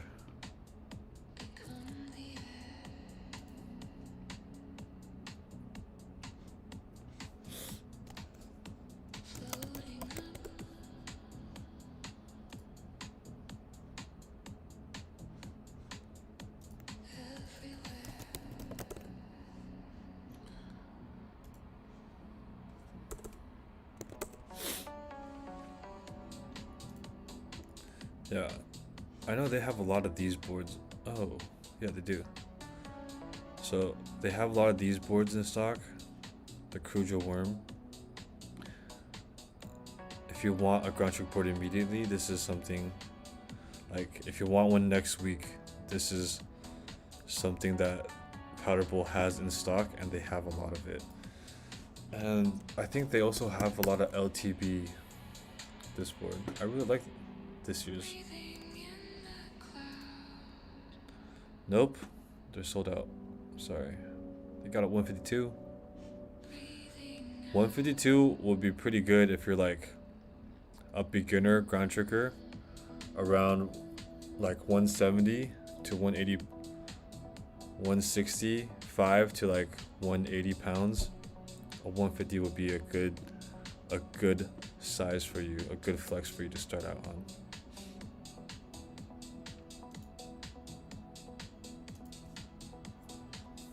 Do they have? Let's see if they have BX. They have a 156 BX. Saying 152 would be good if you're like around 165 to 170, 180 in my opinion. Be a really nice, easy flex for a beginner ground tricker. 156 would be too stiff if you're a beginner in my opinion.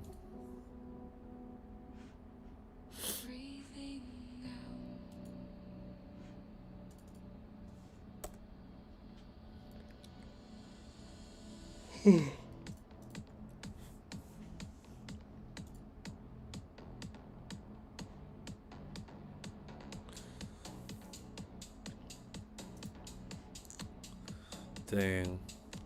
If you think ground trick boards are expensive, look at these carving boards, man. These carving boards are like crazy. 1,500, dude. And I know a lot of these carvers, they have like, they buy so many boards. They like go through boards.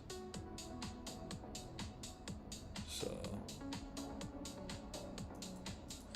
we shouldn't be complaining. Or at least we're not trying to get carving boards. Look at that.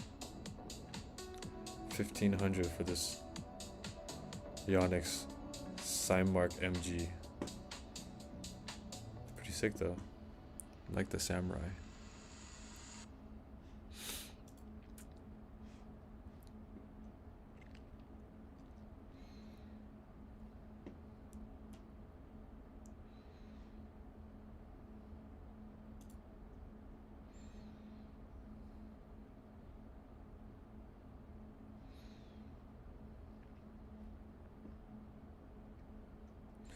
Crazy. You guys into the one directional carving?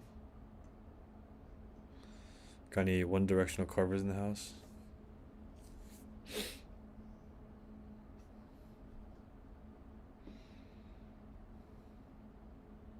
Any X one directional carvers? Yeah? Yay? Yes, no?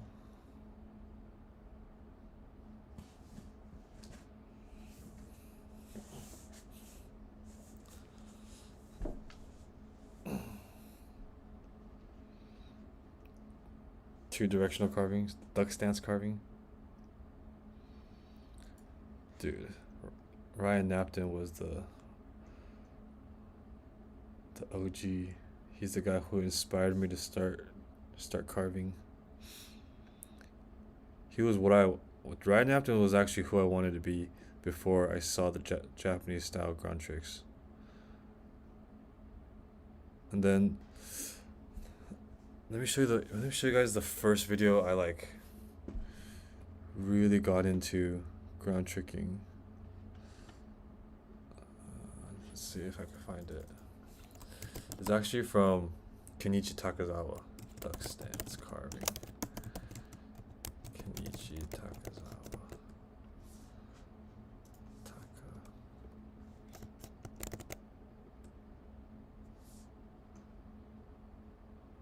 It's a late project.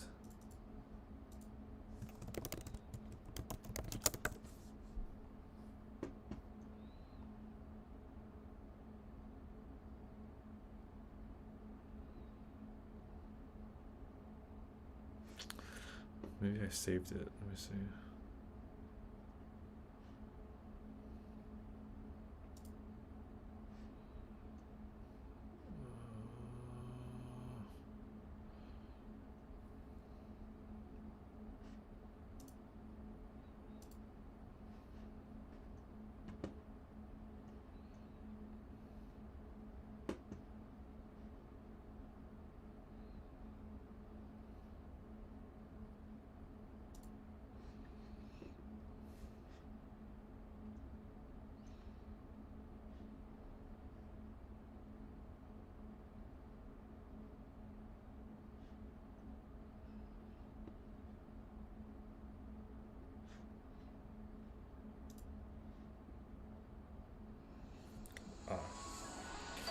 Right here.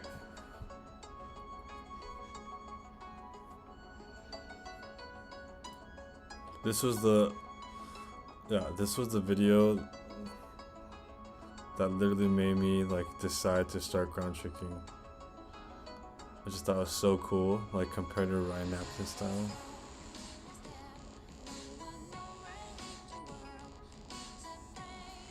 Yeah, I remember when I watched this video, I was like, holy shit, how does he do this stuff? And now I can do it, which is insane. This was like 4 years ago.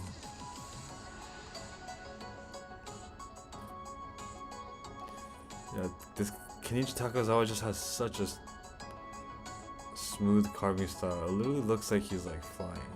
He's like a bird.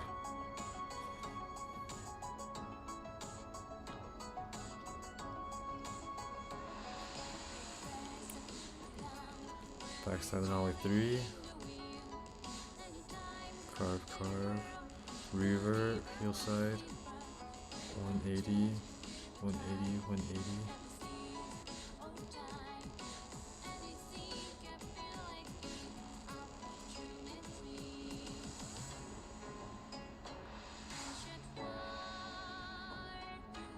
Sheesh. The revert.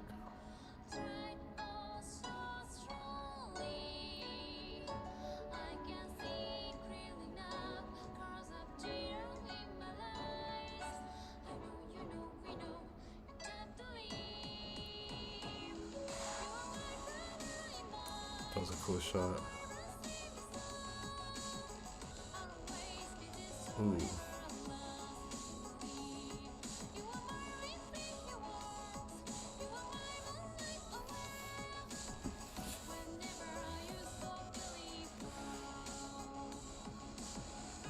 Yeah, all the tricks he does in this video are actually like, yeah, pretty simple. It's just like a Nollie 540 is the biggest trick he does.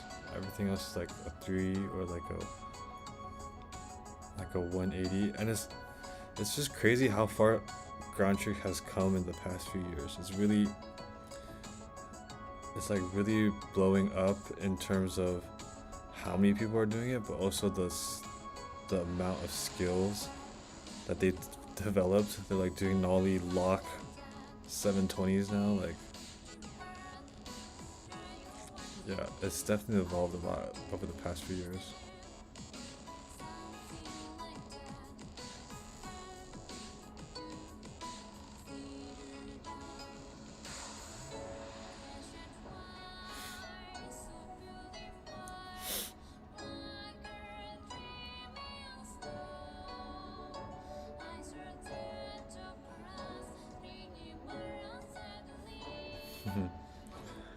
Well, you know, Cruz, I don't really like to consider myself the Butter Dojo. Like, I'm not the Butter Dojo. We are actually the Butter Dojo. Like, the Butter Dojo is a community.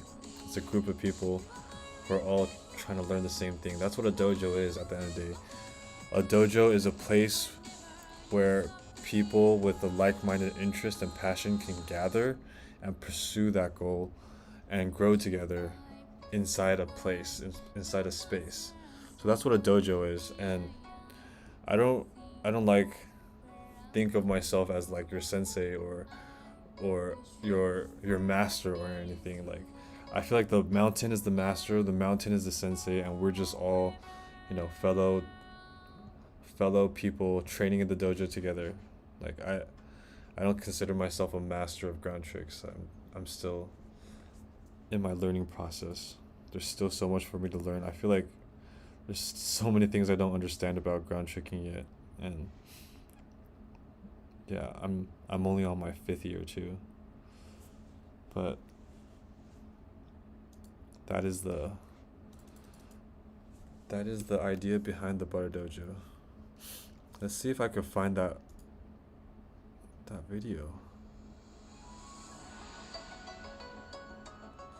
Why can't I find that ground trick video from Toy Films? Where did it go? Did he get blocked?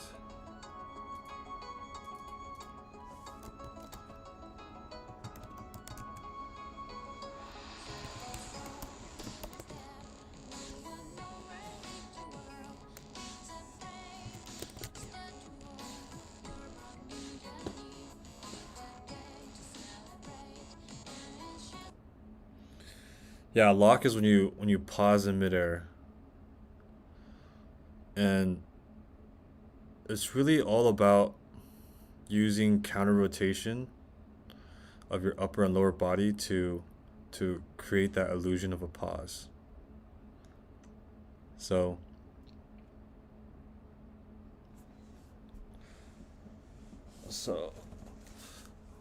if I'm doing like a lock, my usually you do like a front side nollie lock.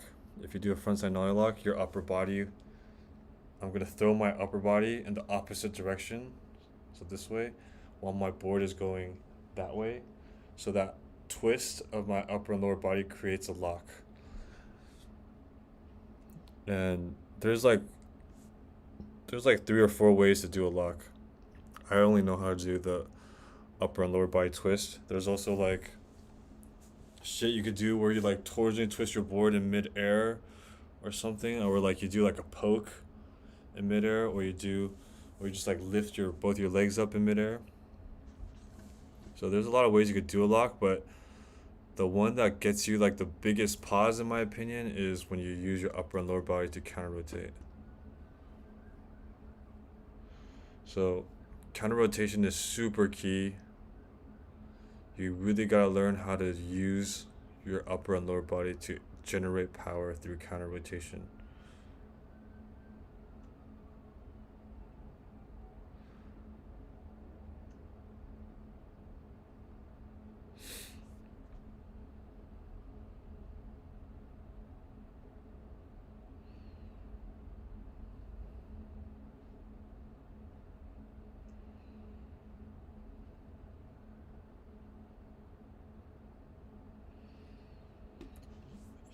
Well, that's why after you stop your rotation, they immediately throw in the opposite direction.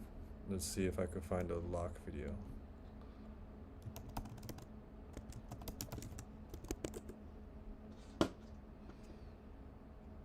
Oh, nice.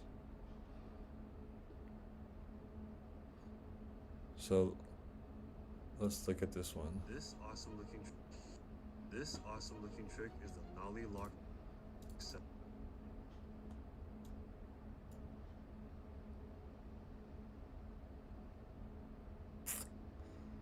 Okay. This awesome looking trick is the Nollie lock set. Can't really see.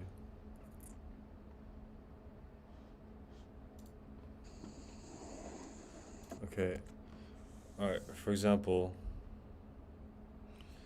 you see like right here, I'm going in.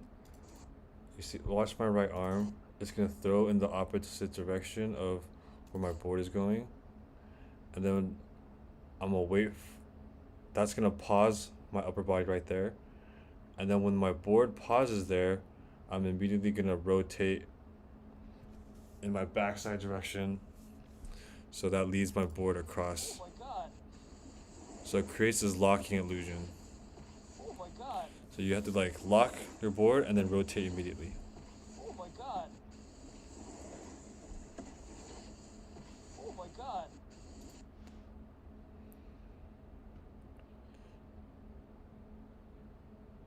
Yeah, it's a super complicated trick. It takes you forever to learn.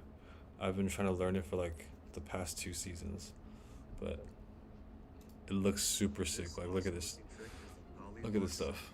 The concept of the Nollie lock is to create the illusion of your board locking or Jeez, look at that.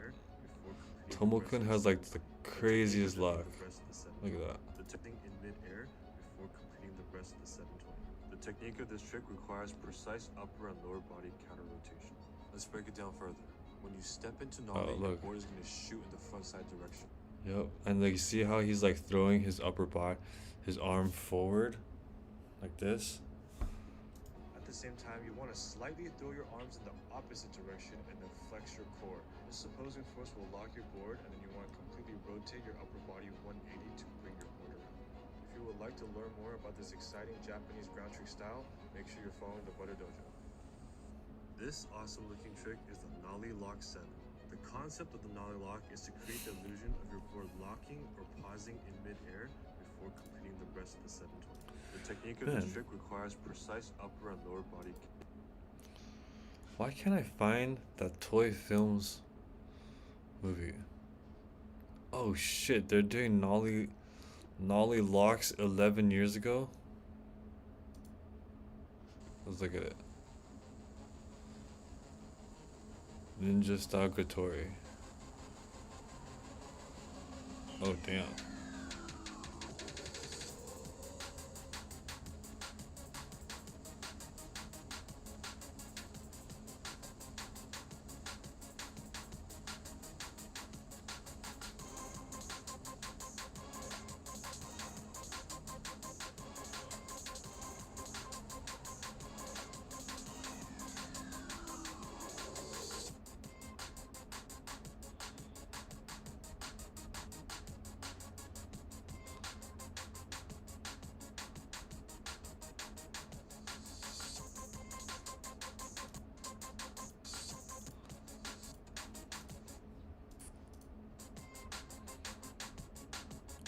Go in.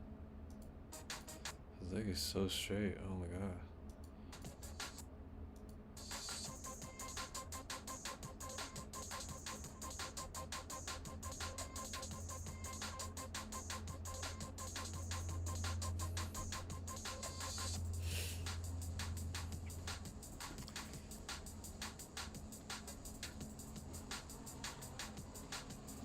Dang.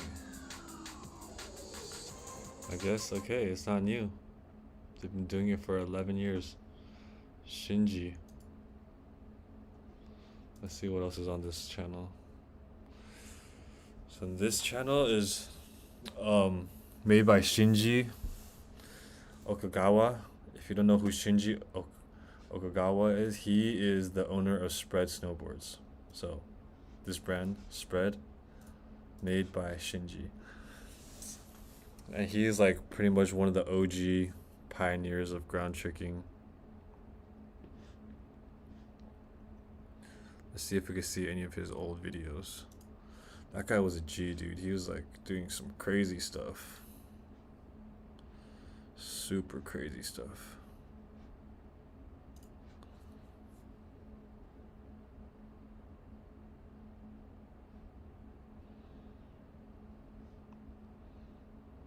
Dang, look at this, like his OG home training videos. I saw IG post on this before. Okay, so he's doing some rocks, learning how to shift his weight by rocking. That board looks stiff as fuck. Look at that, look how far he has to lean. Like no bend in the middle. Okay, he did some nose ups and tail ups, getting the ability to pull your board up high, do like a stall. Take notes, guys. This is like, I mean, all this board control is just something that's so important for you to learn.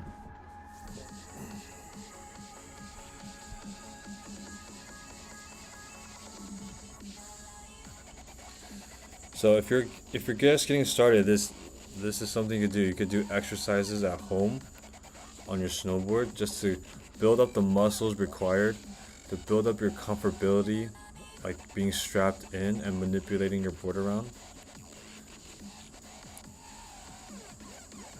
It helps a lot. It helps a lot to just be static and get to focus on learning how to move with your board without like tripping out about, you know, what to do while you're riding down the hill.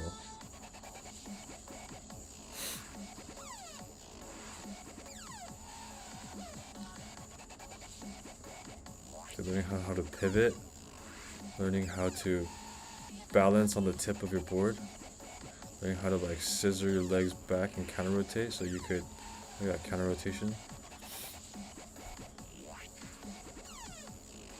Press and then counter rotate. Press. Counter rotate, counter rotate.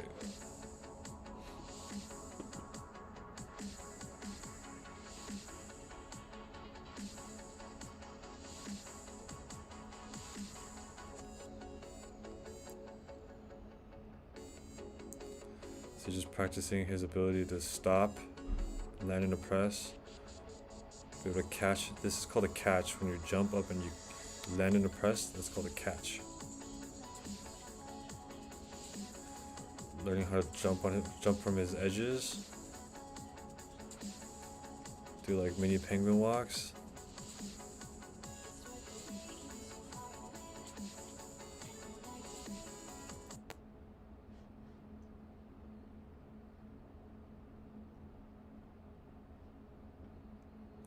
see what this is.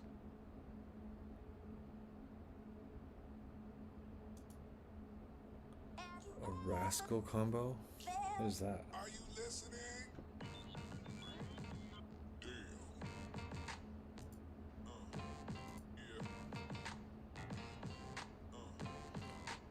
Oh damn.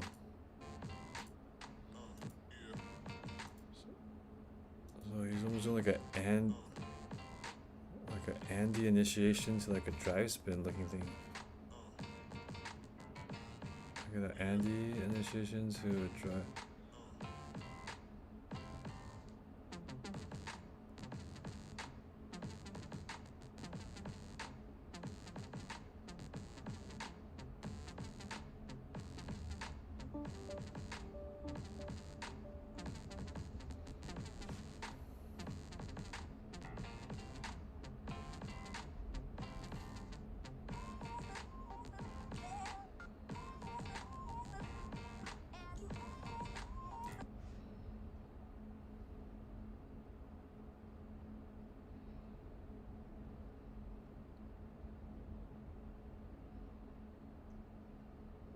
Damn, he has a lot of content on here.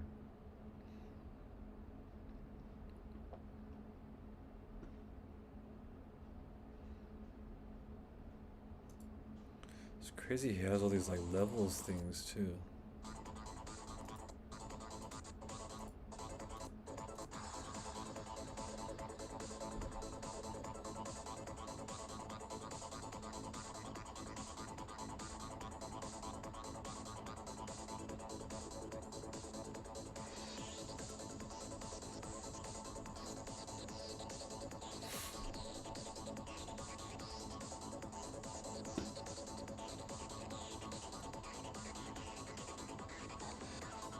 Sick.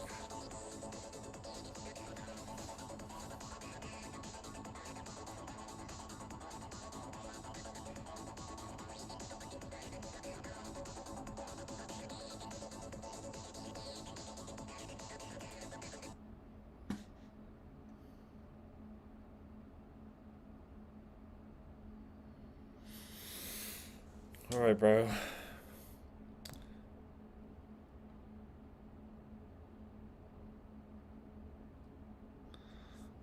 I know, dude. It's like super slushy.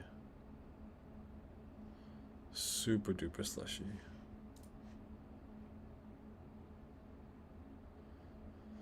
Ground tricking and slush is so fucking hard.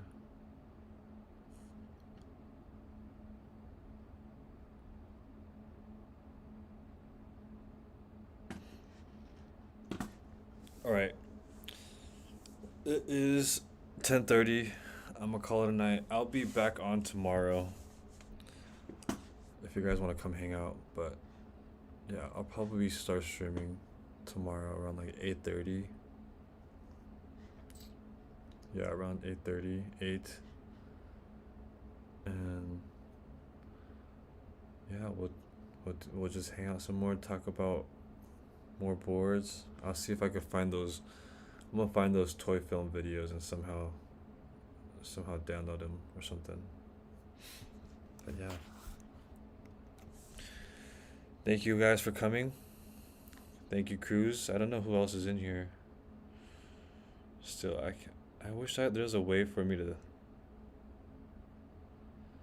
Yeah, I wish there was a way for me to see who's in this live chat, but I can't see. Maybe I need to stream on like TikTok or something. Will that be easier? Because I still want to be able to like share my screen. I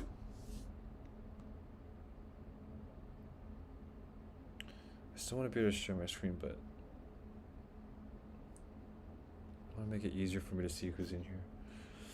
Yeah, no problem, guys. Hopefully my knowledge helped, and if you have more questions, come hang out tomorrow. If you think about any questions today, come back tomorrow and I'll try my best to answer them. we're all in a learning process together. So whatever I can do to help you a little bit on your journey, that's what I'm here for. So yeah, thanks guys.